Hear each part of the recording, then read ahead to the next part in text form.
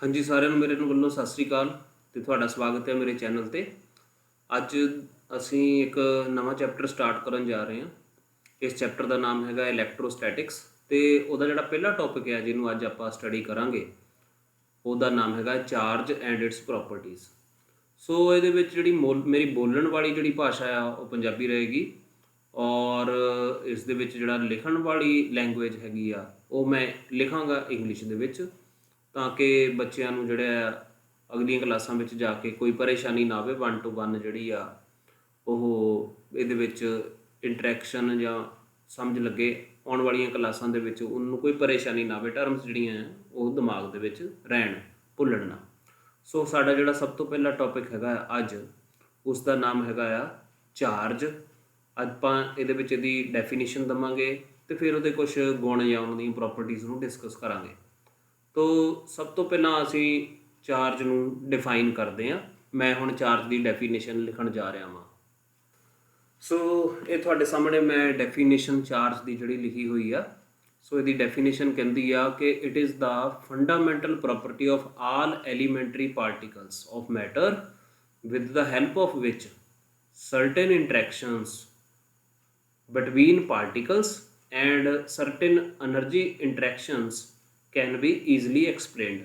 ਤੇ ਬ੍ਰੈਕਟ ਦੇ ਵਿੱਚ ਮੈਂ ਲਿਖਿਆ ਹੋਇਆ ਵਾ ਕਿ which are otherwise unexplainable। ਸੋ ਇਹਨੂੰ ਪੰਜਾਬੀ ਵਿੱਚ ਆਪਾਂ ਇੱਦਾਂ ਸਮਝਾਂਗੇ ਕਿ ਚਾਰਜ ਹਰੇਕ ਫੰਡਾਮੈਂਟਲ ਪਾਰਟੀਕਲ ਜਿਹੜਾ ਆ ਉਹਦਾ ਗੁਣ ਆ, ਔਰ ਇਸ ਗੁਣ ਨੂੰ ਜਦੋਂ ਅਸੀਂ ਇਹ ਮੰਨ ਲਿਆ ਕਿ ਹਰੇਕ ਪਾਰਟੀਕਲ ਦਾ ਜਿਵੇਂ ਮਾਸ ਹੁੰਦਾ ਆ, ਇਸ ਤਰ੍ਹਾਂ ਹਰੇਕ ਪਾਰਟੀਕਲ ਦੇ ਵਿੱਚ ਇੱਕ ਅਲੱਗ ਚੀਜ਼ ਆ, ਉਹਨੂੰ ਅਸੀਂ ਚਾਰਜ ਕਹਿੰਦੇ ਹਾਂ, ਉਹ ਵੀ ਹੁੰਦਾ ਆ। ਅਤੇ ਜੇ ਆਪਾਂ ਇਹ ਗੱਲ ਮੰਨ ਲਈਏ ਕਿ ਪਾਰਟੀਕਲ ਦੇ ਵਿੱਚ ਮਾਸ ਹੋਣ ਦੀ ਬਜਾਏ ਉਸ ਦੇ ਨਾਲ ਮਾਸ ਤਾਂ ਹੈਗਾ ਹੀ ਹੈਗਾ ਆ, ਉਹਦੇ ਕੋਲ ਚਾਰਜ ਵੀ ਹੈਗਾ ਆ, ਤਾਂ ਫਿਰ ਅਸੀਂ ਪਾਰਟੀਕਲਸ ਦੀਆਂ ਕੁਛ ਐਸੀਆਂ ਇੰਟਰੈਕਸ਼ਨਸ ਐਕਸਪਲੇਨ ਕਰ ਸਕਦੇ ਹਾਂ ਜਿਹੜੀਆਂ ਕਿ ਅਸੀਂ ਸਿਰਫ ਮਾਸ ਨੂੰ ਅਜ਼ਿਊਮ ਕਰਕੇ ਐਕਸਪਲੇਨ ਨਹੀਂ ਕਰ ਸਕਦੇ। ਹੁਣ ਮੈਂ ਇਹਦੀ ਇੱਕ ਐਗਜ਼ਾਮਪਲ ਲੈਂਦਾ ਹਾਂ। ਹੁਣ ਮੰਨ ਲਓ ਆਪਾਂ +1 ਕਲਾਸ ਦੇ ਵਿੱਚ ਸਿਰਫ 2 ਫੋਰਸਿਸ ਪੜ੍ਹੀਆਂ ਨੇ, ਇੱਕ ਫ੍ਰਿਕਸ਼ਨ ਅਤੇ ਇੱਕ ਜਿਹੜੀ ਆ ਗ੍ਰੈਵੀਟੇਸ਼ਨਲ ਫੋਰਸ। ਫ੍ਰਿਕਸ਼ਨ ਦੀ ਗੱਲ ਮੈਂ ਨਹੀਂ ਕਰੂੰਗਾ ਕਿਉਂਕਿ ਉਹਦੇ ਲਈ ਮੈਨੂੰ ਬਹੁਤ ਡਿਟੇਲ ਦੇ ਵਿੱਚ ਜਾਣਾ ਪੈਣਾ, ਬਟ ਗ੍ਰੈਵੀਟੇਸ਼ਨਲ ਫੋਰਸ ਦੀ ਗੱਲ ਆਪਾਂ ਕਰਦੇ ਹਾਂ। ਉਹਦੇ ਵਿੱਚ ਕੁਛ ਇੰਟਰੈਕਸ਼ਨਸ ਮੈਂ ਹੁਣ ਇੱਕ ਅੱਧੀ ਇੰਟਰੈਕਸ਼ਨ, ਚਲੋ ਕੁਛ ਨਹੀਂ, ਇੱਕ ਅੱਧੀ ਇੰਟਰੈਕਸ਼ਨ ਦੀ ਐਗਜ਼ਾਮਪਲ ਮੈਂ ਤੁਹਾਡੇ ਸਾਹਮਣੇ ਰੱਖਣ ਲੱਗਾ ਹਾਂ, ਔਰ ਉਸ ਤੋਂ ਬਾਅਦ ਆਪਾਂ ਦੇਖਦੇ ਹਾਂ ਕਿ ਉਸ ਦੇ ਲਈ ਸਾਨੂੰ ਉਸ ਇੰਟਰੈਕਸ਼ਨ ਦਾ ਜਵਾਬ ਦੇਣ ਦੇ ਲਈ ਸਾਨੂੰ ਚਾਰਜ ਦੀ ਮਦਦ ਦੀ ਲੋੜ ਕਿਉਂ ਪਈ, ਸਾਨੂੰ ਚਾਰਜ ਦਾ ਕੰਸੈਪਟ ਉਹਦੇ ਵਿੱਚ ਲੈ ਕੇ ਹੀ ਆਉਣਾ ਪਏਗਾ। ਚਲੋ ਹੁਣ ਆਪਾਂ ਇਸ ਗੱਲ ਨੂੰ ਸਮਝਦੇ ਹਾਂ। ਹੁਣ ਮੈਂ ਤੁਹਾਡੇ ਸਾਹਮਣੇ ਇੱਕ ਫਿਗਰ ਬਣਾਉਣ ਲੱਗਾ ਹਾਂ ਅਤੇ ਉਸ ਫਿਗਰ ਤੋਂ ਬਾਅਦ ਮੈਂ ਆਪਣੀ ਜਿਹੜੀ ਪ੍ਰੋਬਲਮ ਆ ਉਸ ਨੂੰ ਐਕਸਪਲੇਨ ਕਰੂੰਗਾ। ਲਓ ਹੁਣ ਮੈਂ ਤੁਹਾਡੇ ਸਾਹਮਣੇ ਇੱਕ ਫਿਗਰ ਬਣਾਇਆ ਵਾ। ਇਸ ਦੇ ਵਿੱਚ ਤੁਸੀਂ ਨੋਟਿਸ ਕਰੋ ਕਿ ਇੱਥੇ ਇੱਕ ਪ੍ਰੋਟੋਨ ਆ, ਆ ਵੀ ਇੱਕ ਪ੍ਰੋਟੋਨ ਆ। ਇਹਨਾਂ ਪ੍ਰੋਟੋਨਾਂ ਦੇ ਵਿੱਚ ਜਿਹੜਾ ਡਿਸਟੈਂਸ ਹੈਗਾ ਆ, ਸੈਂਟਰ ਟੂ ਸੈਂਟਰ ਡਿਸਟੈਂਸ ਆ, ਉਹ ਡਿਸਟੈਂਸ ਦੀ ਵੈਲਿਊ ਹੈਗੀ ਆ r। ਹੁਣ ਸਾਨੂੰ ਪਤਾ ਹੈ ਕਿ ਪ੍ਰੋਟੋਨ ਦਾ ਮਾਸ ਹੁੰਦਾ ਹੈ ਅਤੇ ਉਹ ਹੁੰਦਾ 1.66 × 10⁻⁻27 ਕਿਲੋਗ੍ਰਾਮ। ਅਤੇ ਮੰਨ ਲਓ ਸਾਨੂੰ ਸਿਰਫ ਔਰ ਸਿਰਫ ਗ੍ਰੈਵੀਟੇਸ਼ਨਲ ਫੋਰਸ ਬਾਰੇ ਪਤਾ ਆ, ਹੋਰ ਕਿਸੇ ਚੀਜ਼ ਬਾਰੇ ਪਤਾ ਨਹੀਂ, ਔਰ ਸਾਨੂੰ ਪਤਾ ਹੈ ਗ੍ਰੈਵੀਟੇਸ਼ਨਲ ਫੋਰਸ ਦਾ ਕਾਰਨ ਹੁੰਦਾ ਆ ਮਾਸ। ਸੋ ਗ੍ਰੈਵੀਟੇਸ਼ਨਲ ਫੋਰਸ ਜਿਹੜੀ ਆ ਮਾਸ ਕਰਕੇ ਹੁੰਦੀ ਆ। ਜਦੋਂ ਵੀ ਕੋਈ ਦੋ ਵਸਤੂਆਂ ਜਿਨ੍ਹਾਂ ਦਾ ਮਾਸ ਹੋਵੇ ਉਹਨਾਂ ਨੂੰ ਇੱਕ ਦੂਜੇ ਦੇ ਨੇੜੇ ਰੱਖਿਆ ਜਾਵੇ ਤਾਂ ਗ੍ਰੈਵਿਟੀ ਦੇ ਕਰਕੇ ਉਹ ਇੱਕ ਦੂਜੇ ਨੂੰ ਖਿੱਚਦੀਆਂ ਨੇ। ਹੁਣ ਇਸ ਚੀਜ਼ ਦਾ ਸਾਨੂੰ ਨੌਲੇਜ ਹੈਗਾ ਆ ਗ੍ਰੈਵੀਟੇਸ਼ਨ ਦਾ, ਪਰ ਸਾਨੂੰ ਚਾਰਜ ਦਾ ਨੌਲੇਜ ਨਹੀਂ ਹੈਗਾ। ਹੁਣ ਇਹ ਤੁਹਾਡੇ ਸਾਹਮਣੇ ਇੱਕ ਇੰਟਰੈਕਸ਼ਨ ਪਈ ਆ, ਇਹਦੇ ਵਿੱਚ 2 ਪ੍ਰੋਟੋਨ ਨੇ, r ਡਿਸਟੈਂਸ 'ਤੇ ਰੱਖੇ ਹੋਏ ਨੇ। ਹੁਣ ਅਸੀਂ ਜੇਕਰ ਗ੍ਰੈਵੀਟੇਸ਼ਨ ਦੀ ਸਮਝ ਦੇ ਨਾਲ ਇਸ ਨੂੰ ਸਮਝਣ ਦੀ ਕੋਸ਼ਿਸ਼ ਕਰੀਏ ਤਾਂ ਗ੍ਰੈਵੀਟੇਸ਼ਨ ਦੀ ਸਮਝ ਸਾਨੂੰ ਕਹਿੰਦੀ ਹੈ ਕਿ ਜਦੋਂ ਇਹਨਾਂ 2 ਪ੍ਰੋਟੋਨਾਂ ਨੂੰ ਨੇੜੇ ਲਿਆਂਦਾ ਜਾਵੇਗਾ ਤਾਂ ਇਹ ਦੂਜੇ ਨੂੰ ਅਟਰੈਕਟ ਕਰਨਗੇ, ਜਾਣੀ ਕਿ ਇਹ ਵਾਲਾ ਪ੍ਰੋਟੋਨ ਲੈਫਟ ਸਾਈਡ ਨੂੰ ਅਤੇ ਆਹ ਵਾਲਾ ਪ੍ਰੋਟੋਨ ਰਾਈਟ ਸਾਈਡ ਨੂੰ ਮੂਵ ਕਰਨਾ ਚਾਹੀਦਾ ਅਤੇ ਇਹਨਾਂ ਦੇ ਵਿੱਚ ਡਿਸਟੈਂਸ ਘਟਣਾ ਚਾਹੀਦਾ ਹੈ। ਮੰਨ ਲਓ ਇਹ ਫ੍ਰੀ ਸਪੇਸ ਵਿੱਚ ਪਏ ਨੇ ਜਿੱਥੇ ਕਿ ਕੋਈ ਫ੍ਰਿਕਸ਼ਨ ਨਹੀਂ ਹੈਗਾ, ਤਾਂ ਫਿਰ ਇਹ ਇੱਕ ਦੂਜੇ ਦੇ ਨੇੜੇ ਹੋਣੇ ਚਾਹੀਦੇ, ਕਿਉਂਕਿ ਗ੍ਰੈਵੀਟੇਸ਼ਨ ਹੈ। ਗ੍ਰੈਵੀਟੇਸ਼ਨ ਦੇ ਨਾਲ ਤਾਂ ਦੋਨਾਂ ਦੇ ਵਿੱਚ ਅਟਰੈਕਸ਼ਨ ਹੋਣੀ ਚਾਹੀਦੀ, ਦੋਨਾਂ ਦਾ ਮਾਸ ਵੀ ਹੈਗਾ। ਉਹ ਵੱਖਰੀ ਗੱਲ ਹੈ ਕਿ ਮਾਸ ਘੱਟ ਹੈ, ਪਰੰਤੂ ਮਾਸ ਹੈਗਾ ਤਾਂ ਹੈ। ਪਰ ਜਦੋਂ ਅਸੀਂ ਐਕਸਪੈਰੀਮੈਂਟਲੀ ਇਸ ਗੱਲ ਨੂੰ ਜਿਹੜਾ ਹੈ ਵੈਰੀਫਾਈ ਕਰਨ ਦੀ ਕੋਸ਼ਿਸ਼ ਕੀਤੀ ਤਾਂ ਅਸਲ ਵਿੱਚ ਜੋ ਹੋਇਆ ਉਹ ਇਸ ਦੇ ਉਲਟ ਸੀ। ਉਹਦੇ ਵਿੱਚ ਹੋਇਆ ਕਿ ਦੋ ਪ੍ਰੋਟੋਨਸ ਜਦੋਂ ਇੱਕ ਦੂਜੇ ਦੇ ਨੇੜੇ ਰੱਖੇ ਗਏ ਤਾਂ ਉਹ ਇੱਕ ਦੂਜੇ ਦੇ ਨੇੜੇ ਆਉਣ ਦੀ ਬਜਾਏ ਉਹ ਇੱਕ ਦੂਜੇ ਤੋਂ ਦੂਰ ਗਏ। ਉਹਨਾਂ ਨੇ ਇੱਕ ਦੂਜੇ ਨੂੰ ਰਿਪੈਲ ਕੀਤਾ, ਅਟਰੈਕਟ ਨਹੀਂ ਕੀਤਾ। ਹੁਣ ਸਾਨੂੰ ਤਾਂ ਨੌਲੇਜ ਸਿਰਫ ਔਰ ਸਿਰਫ ਗ੍ਰੈਵੀਟੇਸ਼ਨ ਦਾ ਆ। ਗ੍ਰੈਵੀਟੇਸ਼ਨ ਮੁਤਾਬਕ ਤਾਂ ਅਟਰੈਕਟ ਕਰਨੇ ਚਾਹੀਦੇ ਸੀ, ਪਰ ਉਹ ਰਿਪੈਲ ਕਰ ਗਏ। ਹੁਣ ਜੇਕਰ ਉਹ ਰਿਪੈਲ ਕਰ ਗਏ ਤਾਂ ਇੱਕ ਗੱਲ ਸਾਨੂੰ ਇਹ ਮੰਨਣੀ ਪਊਗੀ ਕਿ ਇਹ ਦੋ ਪ੍ਰੋਟੋਨਾਂ ਦੇ ਵਿੱਚ ਗ੍ਰੈਵੀਟੇਸ਼ਨਲ ਫੋਰਸ ਹੈ ਤਾਂ ਸਹੀ, ਬਿਲਕੁਲ ਪੱਕਾ ਹੈਗੀ ਆ, ਪਰੰਤੂ ਉਹ ਇੱਕ ਦੂਸਰੀ ਫੋਰਸ ਦੇ ਮੁਕਾਬਲੇ ਕਾਫੀ ਕਮਜ਼ੋਰ ਆ। ਇਹਦਾ ਮਤਲਬ ਪ੍ਰੋਟੋਨਾਂ ਦੇ ਵਿੱਚ ਦੋ ਤਰ੍ਹਾਂ ਦੀਆਂ ਫੋਰਸਸ ਨੇ, ਇੱਕ ਗ੍ਰੈਵੀਟੇਸ਼ਨਲ ਫੋਰਸ ਜੋ ਕਿ ਅਟਰੈਕਟਿਵ ਆ, ਇੱਕ ਦੂਜੀ ਫੋਰਸ ਜੋ ਕਿ ਰਿਪਲਸਿਵ ਆ, ਔਰ ਉਹ ਅਟਰੈਕਟਿਵ ਫੋਰਸ ਨਾਲੋਂ ਜ਼ਿਆਦਾ ਤਾਕਤਵਰ ਹੈ, ਜਿਸ ਕਰਕੇ ਆ ਜਿਹੜੀ ਆ ਰਿਪਲਸਿਵ ਫੋਰਸ ਹੈਗੀ ਆ ਤੇ ਆ ਅਟਰੈਕਟਿਵ ਫੋਰਸ ਆ, ਇਹਨਾਂ ਦੋਨਾਂ ਦਾ ਜਿਹੜਾ ਰਿਜ਼ਲਟ ਆ ਉਹ ਉਹਦੇ ਵਿੱਚੋਂ ਇਹ ਸਟਰੋਂਗ ਆ, ਜਿਹਦੇ ਕਰਕੇ ਓਵਰਆਲ ਇਹ ਦੋ ਪ੍ਰੋਟੋਨ ਇੱਕ ਦੂਜੇ ਨੂੰ ਰਿਪੈਲ ਕਰ ਰਹੇ ਆ। ਹੁਣ ਦੋ ਪ੍ਰੋਟੋਨ ਇੱਕ ਦੂਜੇ ਨੂੰ ਕਿਉਂ ਰਿਪੈਲ ਕਰਦੇ ਆ, ਇਹਦਾ ਜਵਾਬ ਦੇਣ ਦੇ ਲਈ ਤੁਸੀਂ ਇਹ ਗੱਲ ਤੁਹਾਨੂੰ ਮੰਨਣੀ ਪਏਗੀ ਕਿ ਪ੍ਰੋਟੋਨ ਦੇ ਵਿੱਚ ਮਾਸ ਤੋਂ ਇਲਾਵਾ, ਪ੍ਰੋਟੋਨ ਦੇ ਕੋਲੇ ਮਾਸ ਤਾਂ ਹੈ ਪਰ ਪ੍ਰੋਟੋਨ ਦੇ ਕੋਲੇ ਮਾਸ ਤੋਂ ਇਲਾਵਾ ਉਹਦੇ ਕੋਲੇ ਕੋਈ ਹੋਰ ਗੁਣ ਵੀ ਹੈ, ਔਰ ਉਸ ਗੁਣ ਦਾ ਨਾਮ ਹੈਗਾ ਚਾਰਜ। ਅਸੀਂ ਇਹ ਜੇ ਗੱਲ ਮੰਨ ਲਈ, ਅਗਲੀ ਸਲਾਈਡ ਦੇ ਵਿੱਚ ਮੈਂ ਇਹ ਗੱਲ ਨੂੰ ਡਿਸਕਸ ਕਰੂੰਗਾ। ਹੁਣ ਪ੍ਰੋਟੋਨ ਤੇ ਕੋਈ ਵੀ ਚਾਰਜ ਮੰਨ ਲਓ, ਆਪਾਂ ਨੂੰ ਪਤਾ ਵੀ ਆ, ਆਪਾਂ ਇਹ ਗੱਲ 10ਵੀਂ ਕਲਾਸ ਵਿੱਚ ਵੀ ਪੜ੍ਹੀ ਹੋਈ ਆ ਕਿ ਮੰਨ ਲਓ ਕਿ ਪ੍ਰੋਟੋਨ ਤੇ ਪੋਜ਼ਿਟਿਵ ਚਾਰਜ ਆ। ਹੁਣ ਦੂਸਰਾ ਪਾਰਟੀਕਲ ਵੀ ਪ੍ਰੋਟੋਨ ਆ, ਜੇ ਖੱਬੇ ਹੱਥ ਵਾਲੇ ਪ੍ਰੋਟੋਨ ਤੇ ਚਾਰਜ ਪੋਜ਼ਿਟਿਵ ਆ ਇਹਦੇ ਤੇ, ਤਾਂ ਫਿਰ ਸੱਜੇ ਹੱਥ ਵਾਲੇ ਚਾਰਜ ਤੇ ਵੀ, ਪ੍ਰੋਟੋਨ ਤੇ ਵੀ ਚਾਰਜ ਪੋਜ਼ਿਟਿਵ ਹੋਊਗਾ। ਅਤੇ ਐਕਸਪੈਰੀਮੈਂਟਲੀ ਇਹ ਗੱਲ ਅਸੀਂ ਵੈਰੀਫਾਈ ਕੀਤੀ ਹੋਈ ਹੈ ਕਿ ਸਿਮਿਲਰ ਚਾਰਜਸ ਇੱਕ ਦੂਸਰੇ ਨੂੰ ਰਿਪੈਲ ਕਰਦੇ ਨੇ, ਤੇ ਇਸ ਲਈ ਜਿਹੜਾ ਰਿਪਲਸਿਵ ਫੋਰਸ ਆ ਉਹ ਚਾਰਜ ਦੇ ਕਰਕੇ ਆ, ਨਾ ਕਿ ਮਾਸ ਕਰਕੇ। ਸੋ ਇਹ ਡੈਫੀਨੇਸ਼ਨ ਦੇ ਵਿੱਚ ਆ ਜਿਹੜੀ ਲਾਈਨ ਮੈਂ ਬ੍ਰੈਕਟ ਦੇ ਵਿੱਚ ਲਿਖੀ ਹੋਈ ਆ, ਵਿਚ ਆਰ ਅਦਰਵਾਈਜ਼ ਨਾਟ ਐਕਸਪਲੇਨੇਬਲ। ਸੋ ਇੱਕ ਪ੍ਰੋਟੋਨ ਦੂਜੇ ਪ੍ਰੋਟੋਨ ਨੂੰ ਕਿਉਂ ਰਿਪੈਲ ਕਰਦਾ ਹੈ, ਇਸ ਗੱਲ ਦਾ ਜਵਾਬ ਅਸੀਂ ਦੇ ਹੀ ਨਹੀਂ ਸਕਦੇ ਜੇਕਰ ਅਸੀਂ ਚਾਰਜ ਦੇ ਕੰਸੈਪਟ ਨੂੰ ਐਕਸੈਪਟ ਨਾ ਕਰੀਏ। ਚਾਰਜ ਦਾ ਕੰਸੈਪਟ ਸਾਨੂੰ ਐਕਸੈਪਟ ਕਰਨਾ ਪਏਗਾ, ਤਾਂ ਹੀ ਸਾਨੂੰ ਪਤਾ ਲੱਗੂਗਾ ਕਿ ਦੋ ਪ੍ਰੋਟੋਨ ਇੱਕ ਦੂਜੇ ਨੂੰ ਕਿਉਂ ਰਿਪੈਲ ਕਰਦੇ ਨੇ। ਸੋ ਇਸ ਲਈ ਇਹ ਗੱਲ ਅੱਜ ਤੋਂ ਬਾਅਦ ਆਪਾਂ ਯਾਦ ਰੱਖਾਂਗੇ ਕਿ ਜਦੋਂ ਦੋ ਪੋਜ਼ਿਟਿਵਲੀ ਚਾਰਜ ਪਾਰਟੀਕਲ ਇੱਕ ਦੂਜੇ ਨੂੰ ਰਿਪੈਲ ਕਰ ਰਹੇ ਨੇ ਤੇ ਉਹਨਾਂ ਦੇ ਵਿੱਚ ਦੋ ਤਰ੍ਹਾਂ ਦੀਆਂ ਫੋਰਸਸ ਨੇ, ਇੱਕ ਗ੍ਰੈਵੀਟੇਸ਼ਨਲ ਫੋਰਸ ਤੇ ਇੱਕ ਇਲੈਕਟ੍ਰਿਕ ਫੋਰਸ। ਇਹਨੂੰ ਇਲੈਕਟ੍ਰੋਸਟੈਟਿਕ ਫੋਰਸ ਅਸੀਂ ਕਹਿੰਦੇ ਹਾਂ। ਜਿਹੜੀ ਫੋਰਸ ਮਾਸ ਕਰਕੇ ਹੁੰਦੀ ਆ ਉਹਦਾ ਨਾਮ ਹੈਗਾ ਗ੍ਰੈਵੀਟੇਸ਼ਨਲ ਫੋਰਸ, ਤੇ ਜਿਹੜੀ ਫੋਰਸ ਚਾਰਜ ਕਰਕੇ ਹੁੰਦੀ ਆ ਉਹਨੂੰ ਅਸੀਂ ਕਹਿੰਦੇ ਆ ਇਲੈਕਟ੍ਰੋਸਟੈਟਿਕ ਫੋਰਸ। ਤੇ ਇਹਦਾ ਮਤਲਬ ਇਹ ਇਲੈਕਟ੍ਰੋਸਟੈਟਿਕ ਫੋਰਸ ਹੈ ਜਿਹਦੇ ਕਰਕੇ ਇਹ ਇੱਕ ਦੂਜੇ ਨਾਲ ਰਿਪੈਲ ਕਰਦੇ ਆ, ਕਿਉਂਕਿ ਗ੍ਰੈਵੀਟੇਸ਼ਨਲ ਫੋਰਸ ਬਹੁਤ ਹੀ ਕਮਜ਼ੋਰ ਫੋਰਸ ਹੈ ਇਲੈਕਟ੍ਰੋਸਟੈਟਿਕ ਫੋਰਸ ਦੇ ਮੁਕਾਬਲੇ। ਆਪਾਂ ਅਗਲੇ ਲੈਕਚਰਾਂ ਵਿੱਚ ਦੇਖਾਂਗੇ ਕਿ ਕਿੰਨੀ ਕਮਜ਼ੋਰ ਹੈ, ਇਹਦੀ ਗੱਲ ਆਪਾਂ ਬਾਅਦ ਚੋਂ ਕਰਾਂਗੇ। ਜਦੋਂ ਮੈਂ ਕੂਲਮ ਲਾ ਵਾਲਾ ਲੈਕਚਰ ਲਊਂਗਾ ਉਦੋਂ ਮੈਂ ਤੁਹਾਨੂੰ ਇਹ ਗੱਲ ਦੱਸੂੰਗਾ। ਪਰ ਕਿਉਂਕਿ ਉਹ ਬਹੁਤ ਕਮਜ਼ੋਰ ਹੈ, ਇਸ ਲਈ ਇਸ ਚੈਪਟਰ ਦੇ ਵਿੱਚ ਅਸੀਂ ਅੱਜ ਤੋਂ ਬਾਅਦ ਜਦੋਂ ਵੀ ਇਲੈਕਟ੍ਰੋਸਟੈਟਿਕ ਫੋਰਸ ਦੀ ਗੱਲ ਹੋਊਗੀ ਅਸੀਂ ਗ੍ਰੈਵੀਟੇਸ਼ਨਲ ਫੋਰਸ ਦੀ ਗੱਲ ਕਰਾਂਗੇ ਹੀ ਨਹੀਂ। ਉਹ ਇੰਨੀ ਕਮਜ਼ੋਰ ਆ, ਇੰਨੀ ਵੀਕ ਆ ਕਿ ਅਸੀਂ ਉਹਨੂੰ ਗ੍ਰੈਵੀਟੇਸ਼ਨਲ ਫੋਰਸ ਨੂੰ ਨੈਗਲੈਕਟ ਕਰ ਸਕਦੇ ਹਾਂ। ਸੋ ਤੁਹਾਨੂੰ ਚਾਰਜ ਦੀ ਡੈਫੀਨੇਸ਼ਨ ਪਤਾ ਲੱਗ ਗਈ, ਤੇ ਸਾਨੂੰ ਚਾਰਜ ਨੂੰ ਡਿਫਾਈਨ ਕਰਨਾ ਕਿਉਂ ਜ਼ਰੂਰੀ ਆ ਉਹ ਵੀ ਮੈਂ ਦੱਸ ਦਿੱਤਾ। ਤੇ ਇਸ ਲਈ ਜੇ ਚਾਰਜ ਦਾ ਕੰਸੈਪਟ ਦੇਖੋ, ਚਾਰਜ ਦੇ ਕੰਸੈਪਟ ਦੇ ਨਾਲ ਇਹ ਪ੍ਰੋਬਲਮ ਜਿਹੜੀ ਆ ਜਿਹਦਾ ਅਸੀਂ ਜਵਾਬ ਨਹੀਂ ਸੀ ਦੇ ਪਾ ਰਹੇ, ਇਹ ਪ੍ਰੋਬਲਮ ਬਹੁਤ ਹੀ ਈਜ਼ੀ ਹੋ ਗਈ। ਚਲੋ ਹੁਣ ਆਪਾਂ ਅਗਲੀ ਸਲਾਈਡ ਦੇ ਉੱਪਰ ਚੱਲੀਏ। ਸੋ ਇਸ ਸਲਾਈਡ ਦੇ ਵਿੱਚ ਅਸੀਂ ਚਾਰਜ ਦੀਆਂ ਕਿਸਮਾਂ ਦੇ ਬਾਰੇ ਗੱਲ ਕਰਨੀ ਆ, ਟਾਈਪਸ ਆਫ ਚਾਰਜ। ਚਾਰਜ ਕਿੰਨੀ ਤਰ੍ਹਾਂ ਦਾ ਹੁੰਦਾ ਹੈ ਆਪਾਂ ਨੂੰ ਪਤਾ ਹੈ ਜੀ, ਵੈਸੇ ਤਾਂ ਕਿ ਚਾਰਜ ਦੋ ਤਰ੍ਹਾਂ ਦਾ ਹੁੰਦਾ ਆ, ਪਰ ਕੰਪਲੀਟਨੈਸ ਦੇ ਲਈ ਇਸ ਟੌਪਿਕ ਨੂੰ ਮੈਂ ਥੋੜ੍ਹਾ ਜਿਹਾ ਛੇੜੂੰਗਾ, ਫਿਰ ਮੈਂ ਅਗਲੇ ਟੌਪਿਕ 'ਤੇ ਚੱਲੂੰਗਾ। ਸੋ ਚਾਰਜ ਦੋ ਤਰ੍ਹਾਂ ਦਾ ਹੁੰਦਾ ਹੈ। ਜੇ ਆਪਾਂ ਹਿਸਟੋਰੀਕਲੀ ਗੱਲ ਕਰੀਏ ਤਾਂ ਪਹਿਲਾਂ ਜਿਹੜਾ ਚਾਰਜ ਦੀਆਂ ਦੋ ਕਿਸਮਾਂ ਦਾ ਨਾਮ ਰੱਖਿਆ ਜਾਂਦਾ ਸੀਗਾ, ਵਿਟਰੀਅਸ ਤੇ ਰੈਜ਼ੀਨਸ। ਤੇ ਮਾਡਰਨ ਟੈਕਨੋਲੋਜੀ ਦੇ ਵਿੱਚ, ਮਾਡਰਨ ਟੈਕਨੋਲੋਜੀ ਨਹੀਂ, ਮਾਡਰਨ ਸਮੇਂ ਦੇ ਵਿੱਚ ਅਸੀਂ ਵਿਟਰੀਅਸ ਚਾਰਜ ਨੂੰ ਨਾਮ ਰੱਖ ਦਿੱਤਾ ਪੋਜ਼ਿਟਿਵ ਚਾਰਜ। ਇਹ ਇੱਕ ਕਨਵੈਨਸ਼ਨ ਹੈ ਜੀ, ਤੇ ਜਦੋਂ ਇਹ ਨਾਮ ਰੱਖਿਆ ਅਸੀਂ ਵਿਟਰੀਅਸ ਨੂੰ ਨੈਗੇਟਿਵ ਵੀ ਕਹਿ ਸਕਦੇ ਸੀ, ਇਹਦੇ ਨਾਲ ਕੋਈ ਫਰਕ ਨਹੀਂ ਪੈਣਾ।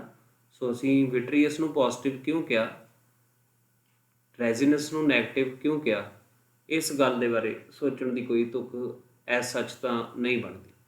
ਸੋ ਇਸ ਨੂੰ ਅਸੀਂ ਨੈਗੇਟਿਵ ਚਾਰਜ ਕਹਿ ਦਿੱਤਾ ਕਿਉਂਕਿ ਇਹ ਸਿਰਫ ਇੱਕ ਕਨਵੈਨਸ਼ਨ ਹੈ।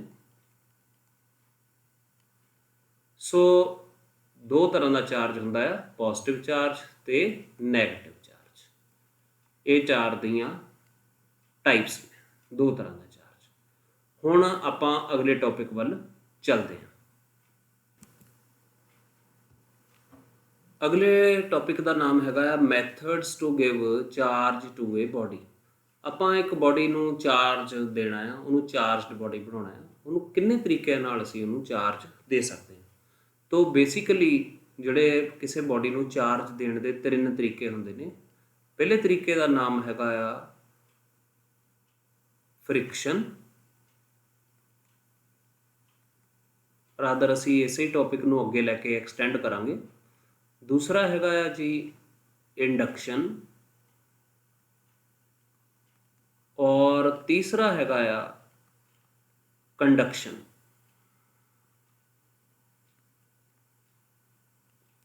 ਸੋ ਇਹ ਚੀਜ਼ਾਂ ਆਪਾਂ ਨੇ ਯਾਦ ਰੱਖਣੀਆਂ। ਕਿਸੇ ਬੋਡੀ ਨੂੰ ਚਾਰਜ ਦੇਣ ਦੇ ਤਿੰਨ ਤਰੀਕੇ ਨੇ, ਫ੍ਰਿਕਸ਼ਨ, ਇੰਡਕਸ਼ਨ ਤੇ ਕੰਡਕਸ਼ਨ। ਸਭ ਤੋਂ ਪਹਿਲਾਂ ਅਸੀਂ ਦੇਖਦੇ ਹਾਂ ਕਿ ਫ੍ਰਿਕਸ਼ਨ ਦੇ ਨਾਲ ਅਸੀਂ ਕਿਸੇ ਬੋਡੀ ਨੂੰ ਕਿਵੇਂ ਚਾਰਜ ਦੇ ਸਕਦੇ ਹਾਂ। ਸੋ ਇਹਦੀ definition, how to give charge to a body by friction, ਬੜੀ ਸਿੰਪਲ ਆ ਕਿ ਜਦੋਂ ਤੁਸੀਂ when two bodies are rubbed with each other, when two different bodies, ਇਹਦੇ ਵਿੱਚ ਯਾਦ ਰੱਖਿਓ ਬੋਡੀਜ਼ ਜਿਨ੍ਹਾਂ ਨੂੰ ਤੁਸੀਂ ਇੱਕ ਦੂਜੇ ਦੇ ਨਾਲ ਰਗੜਨਾ ਹੈ ਉਹ ਇੱਕ ਦੂਜੇ ਨਾਲੋਂ ਡਿਫਰੈਂਟ ਹੋਣੀਆਂ ਚਾਹੀਦੀਆਂ। When two different bodies are rubbed with each other, bodies are rubbed with each other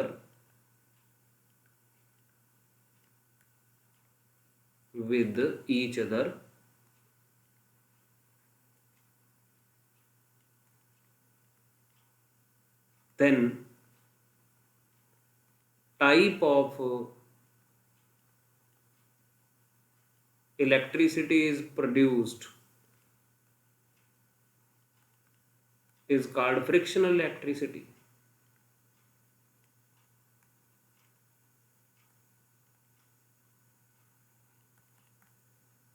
ਇਸ ਦੇ ਵਿੱਚ ਕੀ ਹੋਏਗਾ, ਜਿਹੜੀਆਂ ਦੋ ਬੋਡੀਜ਼ ਨੂੰ ਰਬ ਕੀਤਾ ਆ, ਮੰਨ ਲਓ ਮੈਂ ਇਹ ਬੋਡੀ ਜਿਹੜੀ ਆ, ਆਈ ਰਬ ਦਿਸ ਬੋਡੀ ਅਗੇਂਸਟ ਬੀ ਬੋਡੀ, ਮੰਨ ਲਓ ਮੈਂ ਇਹ ਬੋਡੀ ਨੂੰ ਬੀ ਦੇ ਨਾਲ ਰਬ ਕਰਦਾ ਹਾਂ, ਤਾਂ ਦੋਨਾਂ ਦੇ ਵਿੱਚੋਂ ਇੱਕ ਬੋਡੀ ਦੇ ਉੱਪਰ ਪੋਜ਼ਿਟਿਵ ਚਾਰਜ ਆਏਗਾ ਔਰ ਦੂਸਰੀ ਬੋਡੀ ਦੇ ਉੱਪਰ ਨੈਗੇਟਿਵ ਚਾਰਜ ਆਏਗਾ।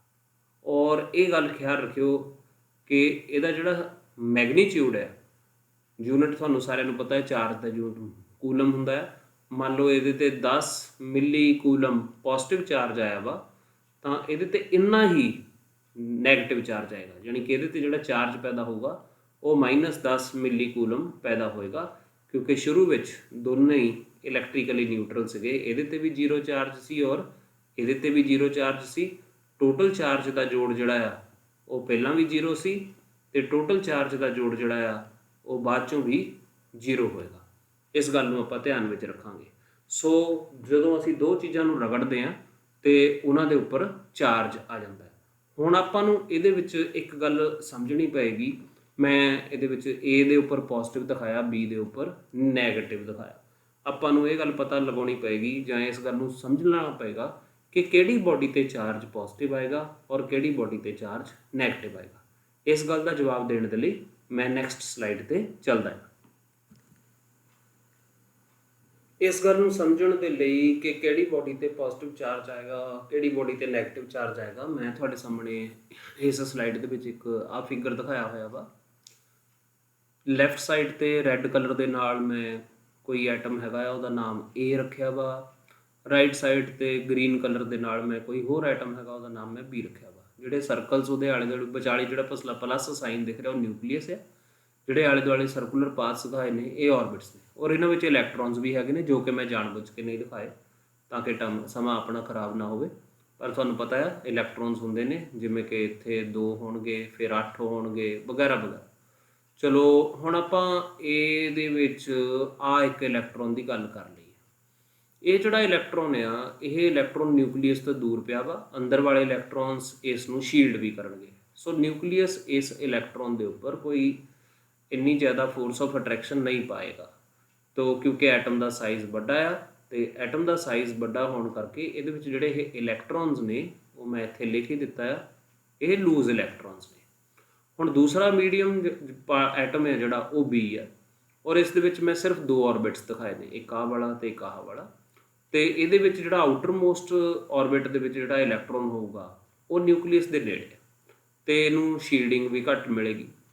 ਸੋ ਛੋਟੇ ਸਾਈਜ਼ ਦਾ ਹੋਣ ਕਰਕੇ ਇਸ ਇਲੈਕਟ੍ਰੋਨ ਨੂੰ ਨਿਊਕਲੀਅਸ ਨੇ ਆਪਣੇ ਵੱਲ ਜ਼ਿਆਦਾ ਫੋਰਸ ਦੇ ਨਾਲ ਖਿੱਚਿਆ ਹੋਇਆ ਵਾ। ਤੋ ਇਹ ਇਲੈਕਟ੍ਰੋਨ ਜਿਹੜਾ ਆ ਇਹ ਟਾਈਟਲੀ ਬਾਉਂਡ ਇਲੈਕਟ੍ਰੋਨ ਹੈ ਤੇ ਜੋ ਕਿ ਮੈਂ ਲਿਖਿਆ ਹੋਇਆ ਵਾ। ਹੁਣ ਜਦੋਂ ਤੁਸੀਂ A ਤੇ B ਨੂੰ ਆਪਸ ਵਿੱਚ ਰਗੜੋਗੇ ਤੇ ਇਹਦੀ ਜਿਹੜੀ એનર્ਜੀ ਆ ਇਸ ਨੂੰ ਬਾਹਰ ਕੱਢਣ ਦੇ ਲਈ ਐਟਮ ਦੇ ਵਿੱਚੋਂ ਉਹ એનર્ਜੀ ਘੱਟ ਆ, ਔਰ ਇਸ ਨੂੰ ਐਟਮ ਦੇ ਵਿੱਚੋਂ ਬਾਹਰ ਕੱਢਣ ਦੇ ਲਈ એનર્ਜੀ ਜ਼ਿਆਦਾ ਆ। ਕਾਰਨ ਕੀ ਹੈ? ਕਿਉਂਕਿ ਇਹ ਲੂਜ਼ਲੀ ਬਾਉਂਡ ਇਲੈਕਟ੍ਰੋਨ ਹੈ, ਇਹ ਅਨਸਟੇਬਲ ਹੈ। ਇਹ ਟਾਈਟਲੀ ਬਾਉਂਡ ਇਲੈਕਟ੍ਰੋਨ ਹੈ, ਇਹ ਜ਼ਿਆਦਾ ਸਟੇਬਲ ਹੈ। ਸੋ ਜਦੋਂ ਅਸੀਂ ਇਹਨਾਂ ਨੂੰ ਰਗੜਾਂਗੇ ਤਾਂ ਜਿਹੜੀ ਹੀਟ ਪੈਦਾ ਹੋਏਗੀ, ਔਰ ਉਹ ਹੀਟ ਜਿਹੜੀ ਆ ਜਿਹੜਾ ਲੂਜ਼ਲੀ ਬਾਉਂਡ ਇਲੈਕਟ੍ਰੋਨ ਆ ਉਸ એનર્ਜੀ ਨੂੰ ਅਬਜ਼ੌਰਬ ਕਰਕੇ ਇਸ ਔਰਬਿਟ ਨੂੰ ਛੱਡ ਦੇਗਾ। ਜਦੋਂ ਇਸ ਨੇ ਇਸ ਔਰਬਿਟ ਨੂੰ ਛੱਡ ਦਿੱਤਾ, ਛੱਡਣ ਤੋਂ ਬਾਅਦ ਕਿਉਂਕਿ ਅਸੀਂ ਦੋਨਾਂ ਨੂੰ ਰਗੜ ਰਹੇ ਹਾਂ, ਦੋਨੋਂ ਇੱਕ ਦੂਜੇ ਦੇ ਕੰਟੈਕਟ ਵਿੱਚ ਆ, ਇਹ ਇਲੈਕਟ੍ਰੋਨ ਇੱਧਰੋਂ ਇੱਧਰ ਚਲੇ ਜਾਏਗਾ ਜਿੱਧਰ ਇਹਨੂੰ ਜ਼ਿਆਦਾ ਸਟੇਬਿਲਿਟੀ ਮਿਲ ਰਹੀ ਆ। ਨਿਊਕਲੀਅਸ ਦੀ ਜਿਹੜੀ ਅਟਰੈਕਸ਼ਨ ਜਿਹੜੀ ਆ ਜ਼ਿਆਦਾ ਹੈ। ਚਲੋ ਇਹ ਤੋਂ ਇੱਧਰ ਚਲਾ ਗਿਆ। ਦੂਸਰਾ ਮੈਥਡ ਕਿਸੇ ਬਾਡੀ ਨੂੰ ਚਾਰਜ ਦੇਣ ਦਾ ਹੈਗਾ ਹੈ ਜੀ ਇੰਡਕਸ਼ਨ।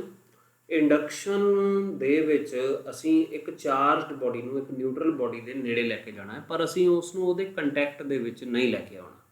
ਇਹ ਗੱਲ ਦਾ ਆਪਾਂ ਨੇ ਖਿਆਲ ਰੱਖਣਾ। ਇੰਡਕਸ਼ਨ ਦੇ ਵਿੱਚ ਇੰਡਕਸ਼ਨ ਦੀ ਜਿਹੜੀ ਡੈਫੀਨੇਸ਼ਨ ਹੈਗੀ ਆ ਚਾਰਜ ਬਾਏ ਇੰਡਕਸ਼ਨ, ਇਹਦੀ ਡੈਫੀਨੇਸ਼ਨ ਹੈਗੀ ਆ ਕਿ ਮੈਂ ਬਾਅਦ 'ਚੋਂ ਲਿਖ ਵੀ ਦਿੰਦਾ, ਪਹਿਲਾਂ ਇੱਕ ਵਾਰੀ ਬੋਲ ਦਿੰਦਾ ਕਿ the process of giving charge to a neutral body by placing a charged body close to it.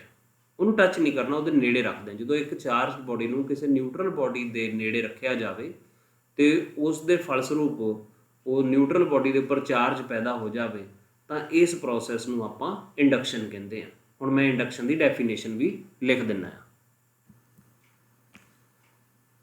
ਇੱਥੇ ਜੀ। ਦੇਖੋ ਮੈਂ ਇੰਡਕਸ਼ਨ ਦੀ ਡੈਫੀਨੇਸ਼ਨ ਲਿਖ ਦਿੱਤੀ ਆ। ਜਦੋਂ ਕਿਸੇ ਚਾਰਜਡ ਬਾਡੀ ਨੂੰ ਕਿਸੇ ਅਨਚਾਰਜਡ ਬਾਡੀ ਦੇ ਨੇੜੇ ਰੱਖਿਆ ਜਾਵੇ ਤੇ ਉਹਦੇ ਸਿੱਟੇ ਵਜੋਂ ਅਨਚਾਰਜਡ ਬਾਡੀ ਦੇ ਉੱਪਰ ਚਾਰਜ ਆ ਜਾਵੇ ਤਾਂ ਇਸ ਪ੍ਰੋਸੈਸ ਨੂੰ ਆਪਾਂ ਇੰਡਕਸ਼ਨ ਕਹਿੰਦੇ ਹਾਂ। ਹੁਣ ਇਸ ਦੇ ਮੈਕੈਨਿਜ਼ਮ ਨੂੰ ਆਪਾਂ ਨੇ ਸਮਝਣਾ ਵੀ ਇਦਾਂ ਕਿਵੇਂ ਹੁੰਦਾ ਹੈ। ਹੁਣ ਦੇਖੋ ਤੁਸੀਂ ਨਿਊਟਰਲ ਬਾਡੀ ਨੂੰ ਚਾਰਜ ਬਾਡੀ ਦੇ ਜਦੋਂ ਨੇੜੇ ਰੱਖਾਂਗੇ, ਇਹ ਜਿਹੜੀ ਨਿਊਟਰਲ ਬਾਡੀ ਹੈ ਜਿਹਨੂੰ ਕਿ ਮੈਂ ਸਫੈਰੀਕਲ ਸ਼ੇਪ ਬਣਾਇਆ ਵਾ, ਸਾਨੂੰ ਪਤਾ ਆਪੋਜ਼ਿਟ ਚਾਰਜ ਇੱਕ ਦੂਜੇ ਨੂੰ ਅਟਰੈਕਟ ਕਰਦੇ ਨੇ ਤੇ ਸਿਮਿਲਰ ਚਾਰਜਸ ਇੱਕ ਦੂਜੇ ਨੂੰ ਰਿਪੈਲ ਕਰਦੇ ਨੇ।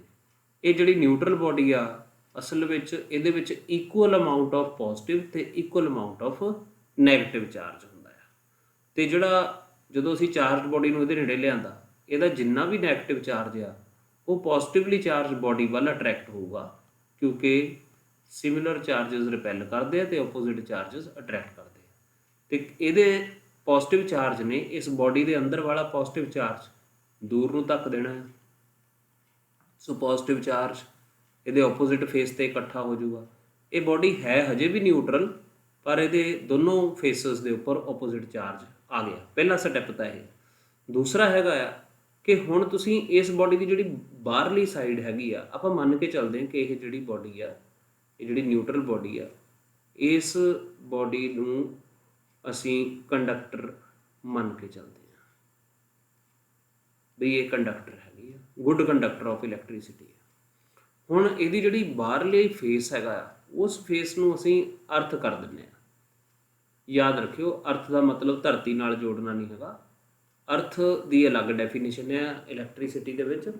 ਅਰਥ ਕਿਸੇ ਵੀ ਬਾਡੀ ਨੂੰ ਆਪਾਂ ਕਹਿ ਸਕਦੇ ਹਾਂ, ਉਹ ਬਾਡੀ ਜਿਹਨੂੰ ਜਿੰਨਾ ਮਰਜ਼ੀ ਚਾਰਜ ਦੇ ਦਿਓ ਪਰ ਉਸ ਦਾ ਜਿਹੜਾ ਪੋਟੈਂਸ਼ੀਅਲ ਆ ਨਾ ਵਧੇ ਤੇ ਨਾ ਘਟੇ, ਉਸ ਬਾਡੀ ਨੂੰ ਅਰਥ ਕਹਿੰਦੇ ਆ। ਸੋ ਇਹ ਗੱਲ ਆਪਾਂ ਯਾਦ ਰੱਖਣੀ। ਹੁਣ ਆਪਾਂ ਇਹਨੂੰ ਅਰਥ ਕਰ ਦਿੱਤਾ। ਜਦੋਂ ਆਪਾਂ ਇਹਨੂੰ ਅਰਥ ਕਰ ਦਿੱਤਾ, ਜਿਹੜੀ ਆ ਪਿਛਲੇ ਫੇਸ ਵਾਲਾ ਜਿੰਨਾ ਵੀ ਪੋਜ਼ਿਟਿਵ ਚਾਰਜ ਆ, ਕਿਉਂਕਿ ਬਾਡੀ ਕੰਡਕਟਰ ਆ, ਉਹ ਫਲੋ ਕਰਕੇ ਅਰਥ ਵਿੱਚ ਚਲਾ ਜਾਏਗਾ, ਅਰਥ ਉਸ ਨੂੰ ਲੈ ਲਏਗੀ।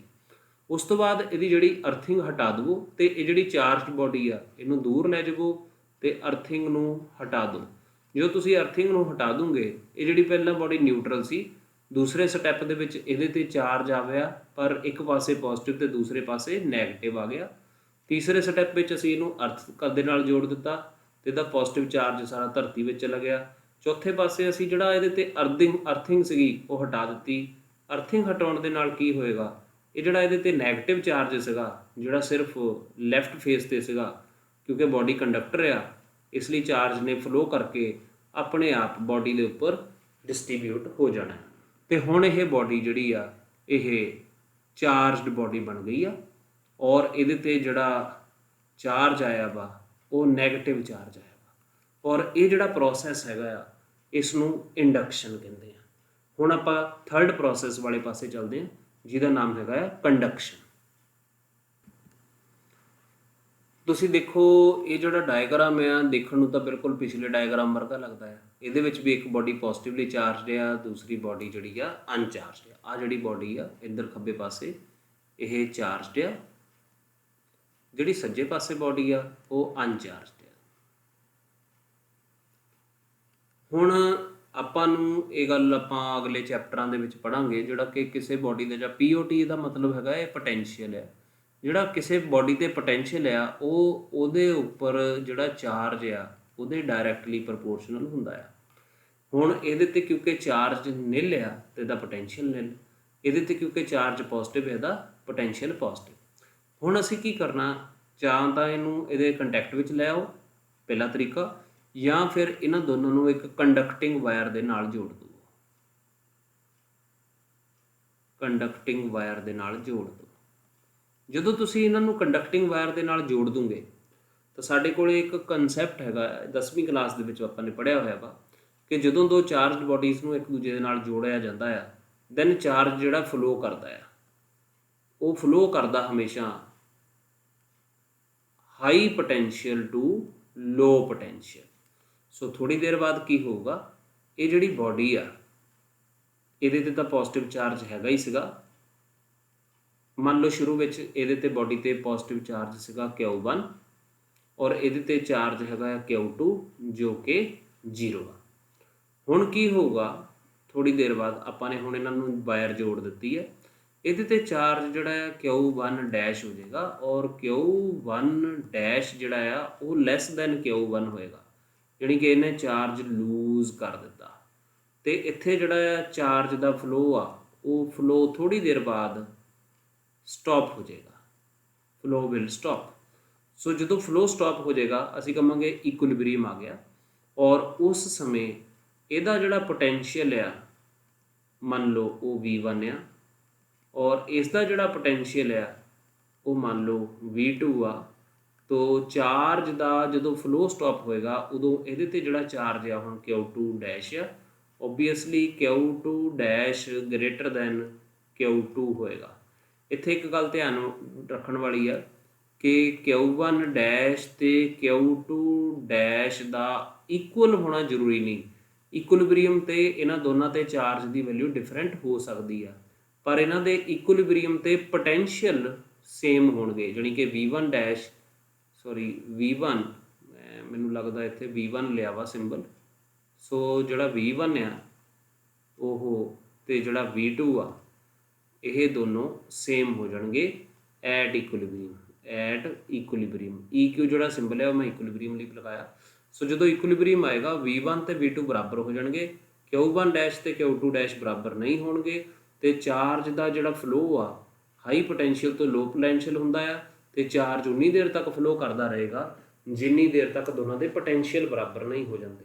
ਸੋ ਇਸ ਤਰੀਕੇ ਦੇ ਨਾਲ ਜਿਹੜੀ ਬਾਡੀ B ਸੀ, ਹੁਣ ਤੁਸੀਂ ਨੋਟਿਸ ਕਰੋ ਇੰਡਕਸ਼ਨ ਦੇ ਵਿੱਚ ਜਿਹੜਾ ਬਾਡੀ B ਤੇ ਚਾਰਜ ਆਇਆ ਸੀ ਉਹ ਓਪੋਜ਼ਿਟ ਟਾਈਪ ਦਾ ਸੀ, ਪਰ ਕੰਡਕਸ਼ਨ ਦੇ ਵਿੱਚ ਜਿਹੜਾ B ਬਾਡੀ ਤੇ ਚਾਰਜ ਆ, ਜੇਕਰ ਮੈਨੂੰ A ਬਾਡੀ ਕਹਿ ਦੇਵਾਂ ਤੇ ਇਹਨੂੰ B ਬਾਡੀ ਕਹਿ ਦੇਵਾਂ, ਜਿਹੜਾ ਹੁਣ ਕੰਡਕਸ਼ਨ ਦੇ ਵਿੱਚ B ਬਾਡੀ ਤੇ ਚਾਰਜ ਆਇਆ ਵਾ ਉਹ A ਬਾਡੀ ਦੇ ਚਾਰਜ ਦੇ ਨਾਲ ਸਿਮਿਲਰ ਹੈਗਾ। ਸੋ ਇਸ ਪ੍ਰੋਸੈਸ ਨੂੰ ਅਸੀਂ ਕੰਡਕਸ਼ਨ ਕਹਿੰਦੇ ਆ। ਹੁਣ ਮੈਂ ਇਹਦੀ ਡੈਫੀਨੇਸ਼ਨ ਵੀ ਲਿਖ ਦਿੰਦਾ, ਸਮਝਾ ਮੈਂ ਦਿੱਤਾ ਹੈ, ਹੁਣ ਆਪਾਂ ਡੈਫੀਨੇਸ਼ਨ ਲਿਖ ਦਿੰਦੇ ਆ। ਸੋ ਮੈਂ ਰੈੱਡ ਪੈਨ ਦੇ ਨਾਲ ਇੱਥੇ ਡੈਫੀਨੇਸ਼ਨ ਕੰਡਕਸ਼ਨ ਦੀ ਲਿਖ ਦਿੱਤੀ ਆ। ਸੋ ਕੰਡਕਸ਼ਨ ਕੀ ਹੈਗਾ, the process of giving charge to a neutral body by bringing in contact with a charged body is called conduction। ਸੋ ਜਦੋਂ ਕਿਸੇ ਨਿਊਟਰਲ ਬਾਡੀ ਨੂੰ ਕਿਸੇ ਚਾਰਜ ਬਾਡੀ ਦੇ ਕੰਟੈਕਟ ਵਿੱਚ ਲਿਆਂਦਾ ਜਾਵੇ, ਚਾਹੇ ਉਹਨਾਂ ਨੂੰ ਸਿੱਧਾ ਜੋੜ ਦਿਓ ਜਾਂ ਕਿਸੇ ਤਾਰ ਦੇ ਨਾਲ ਜੋੜ ਦਿਓ, ਫਿਰ ਜਦੋਂ ਨਿਊਟਰਲ ਬਾਡੀ ਤੇ ਜਿਹੜਾ ਚਾਰਜ ਆ ਜਾਂਦਾ ਹੈ, ਇਸ ਪ੍ਰਕਿਰਿਆ ਨੂੰ, ਇਸ ਪ੍ਰੋਸੈਸ ਨੂੰ ਅਸੀਂ ਕੰਡਕਸ਼ਨ ਕਹਿੰਦੇ ਹਾਂ। ਸੋ ਹੁਣ ਆਪਾਂ ਨੇ ਇਹ ਤਿੰਨੋਂ ਜਿਹੜੇ ਤਰੀਕੇ ਨੇ ਕਿਸੇ ਬੋਡੀ ਨੂੰ ਚਾਰਜ ਦੇਣ ਦੇ ਸਟੱਡੀ ਕਰ ਲਏ ਨੇ, ਕੰਡਕਸ਼ਨ, ਇੰਡਕਸ਼ਨ ਤੇ ਫ੍ਰਿਕਸ਼ਨ। ਹੁਣ ਆਪਾਂ ਅਗਲੇ ਟੌਪਿਕ ਵਾਲੇ ਪਾਸੇ ਚੱਲਦੇ ਹਾਂ, ਫ੍ਰਿਕਸ਼ਨਲ ਇਲੈਕਟ੍ਰੀਸਿਟੀ। ਫ੍ਰਿਕਸ਼ਨਲ ਇਲੈਕਟ੍ਰੀਸਿਟੀ ਦੀ ਡੈਫੀਨੇਸ਼ਨ ਮੈਂ ਤੁਹਾਡੇ ਸਾਹਮਣੇ ਹੁਣ ਲਿਖੀ ਹੋਈ ਆ। ਜਦੋਂ ਕੋਈ ਦੋ ਸਬਸਟੈਂਸਸ ਜਿਹੜੇ ਇੱਕ ਦੂਜੇ ਤੋਂ ਅਲੱਗ ਹੋਣ, ਸੇਮ ਤਰ੍ਹਾਂ ਦੇ ਸਬਸਟੈਂਸਸ ਦੇ ਨਾਲ ਇਹ ਪ੍ਰੋਸੈਸ ਨਹੀਂ ਹੋਵੇਗਾ। ਸੋ ਜਦੋਂ ਦੋ ਡਿਸਸਿਮਿਲਰ ਸਬਸਟੈਂਸਸ, ਉਹ ਇਨਸੂਲੇਟਿੰਗ ਵੀ ਹੋਣੇ ਚਾਹੀਦੇ ਨੇ, ਇੱਕ ਦੂਜੇ ਦੇ ਨਾਲੋਂ ਇਨਸੂਲੇਟਿੰਗ ਹੋਣੇ ਚਾਹੀਦੇ ਨੇ, ਉਹਨਾਂ ਨੂੰ ਅਸੀਂ ਇੱਕ ਦੂਜੇ ਨਾਲ ਰਬ ਕਰਦੇ ਹਾਂ ਤਾਂ ਉਹਨਾਂ ਦੇ ਵਿੱਚੋਂ ਇੱਕ ਤੇ ਪੋਜ਼ਿਟਿਵ ਚਾਰਜ ਆ ਜਾਏਗਾ ਔਰ ਦੂਸਰੇ ਤੇ ਨੈਗੇਟਿਵ ਚਾਰਜ ਆ ਜਾਏਗਾ। ਇਸ ਪ੍ਰੋਸੈਸ ਨੂੰ ਫ੍ਰਿਕਸ਼ਨਲ ਇਲੈਕਟ੍ਰੀਸਿਟੀ ਕਹਿੰਦੇ ਆ। ਹੁਣ ਆਪਾਂ ਇਹਦੀ ਕਾਜ਼ ਨੂੰ ਦੇਖਦੇ ਹਾਂ। What is the cause of frictional electricity. ਮੈਂ ਤੁਹਾਡੇ ਦੇ ਲਈ ਹੁਣ ਜਿਹੜੀ ਕਾਜ਼ ਆਫ ਫ੍ਰਿਕਸ਼ਨਲ ਇਲੈਕਟ੍ਰੀਸਿਟੀ ਆ ਉਹ ਦੱਸੀ ਹੋਈ ਆ। ਇਸ ਦੇ ਵਿੱਚ ਤੁਸੀਂ ਦੇਖ ਸਕਦੇ ਹੋ ਕਿ ਜਦੋਂ ਅਸੀਂ ਦੋ ਡਿਸਸਿਮਿਲਰ ਮਟੀਰੀਅਲਸ ਨੂੰ ਇੱਕ ਦੂਜੇ ਨਾਲ ਰਬ ਕਰਦੇ ਹਾਂ ਤਾਂ ਕਿਉਂਕਿ ਮਟੀਰੀਅਲਸ ਡਿਸਸਿਮਿਲਰ ਨੇ, ਓਬਵੀਅਸਲੀ ਇੱਕ ਦੇ ਵਿੱਚ ਇਲੈਕਟ੍ਰੋਨਸ ਦੂਸਰੇ ਦੇ ਕੰਪੈਰੀਜ਼ਨ ਦੇ ਵਿੱਚ ਲੂਜ਼ਲੀ ਬਾਉਂਡ ਹੋਣਗੇ ਤੇ ਦੂਸਰੇ ਵਿੱਚ ਟਾਈਟਲੀ ਬਾਉਂਡ ਹੋਣਗੇ। ਜਦੋਂ ਅਸੀਂ ਰਬ ਕਰਦੇ ਹਾਂ ਹੀਟ એનર્ਜੀ ਪੈਦਾ ਹੁੰਦੀ ਆ। ਉਹ ਹੀਟ એનર્ਜੀ ਜਿਹੜੀ ਆ ਉਸ ਮਟੀਰੀਅਲ ਦੇ ਇਲੈਕਟ੍ਰੋਨਸ ਨੂੰ ਤੋੜ ਦਿੰਦੀ ਆ ਨਿਊਕਲੀਅਸ ਦੇ ਨਾਲੋਂ, ਜਿਹਦੇ ਵਿੱਚ ਇਲੈਕਟ੍ਰੋਨਸ ਲੂਜ਼ਲੀ ਬਾਉਂਡ ਨੇ, ਤੇ ਉਹ ਇਲੈਕਟ੍ਰੋਨਸ ਉਸ ਮਟੀਰੀਅਲ ਦੇ ਐਟਮਾਂ ਨਾਲੋਂ ਟੁੱਟ ਕੇ ਇਮੀਡੀਏਟਲੀ ਦੂਸਰੇ ਮਟੀਰੀਅਲ ਵਾਲੇ ਪਾਸੇ ਟਰਾਂਸਫਰ ਹੋ ਜਾਂਦੇ ਆ। ਇਸ ਪ੍ਰੋਸੈਸ ਦੇ ਵਿੱਚ ਜਿਹੜਾ ਫਾਰਮਰ ਮਟੀਰੀਅਲ ਆ ਜਿਹਨੇ ਇਲੈਕਟ੍ਰੋਨ ਲੂਜ਼ ਕੀਤੇ ਆ, ਉਸ ਨੂੰ ਕਿਉਂਕਿ ਉਹਨੇ ਇਲੈਕਟ੍ਰੋਨਸ ਲੂਜ਼ ਕੀਤੇ ਆ ਉਸ ਨੂੰ ਪੋਜ਼ਿਟਿਵ ਚਾਰਜ ਮਿਲ ਜਾਂਦਾ ਆ। ਐਂਡ ਲੇਟਰ ਮਟੀਰੀਅਲ ਜਿਹੜਾ ਆ ਉਹ later material gets negative charge.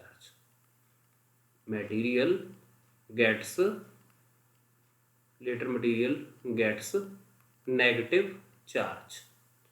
ਸੋ ਇਸ ਤਰ੍ਹਾਂ ਫ੍ਰਿਕਸ਼ਨਲ ਇਲੈਕਟ੍ਰੀਸਿਟੀ ਪੈਦਾ ਹੁੰਦੀ ਹੈ।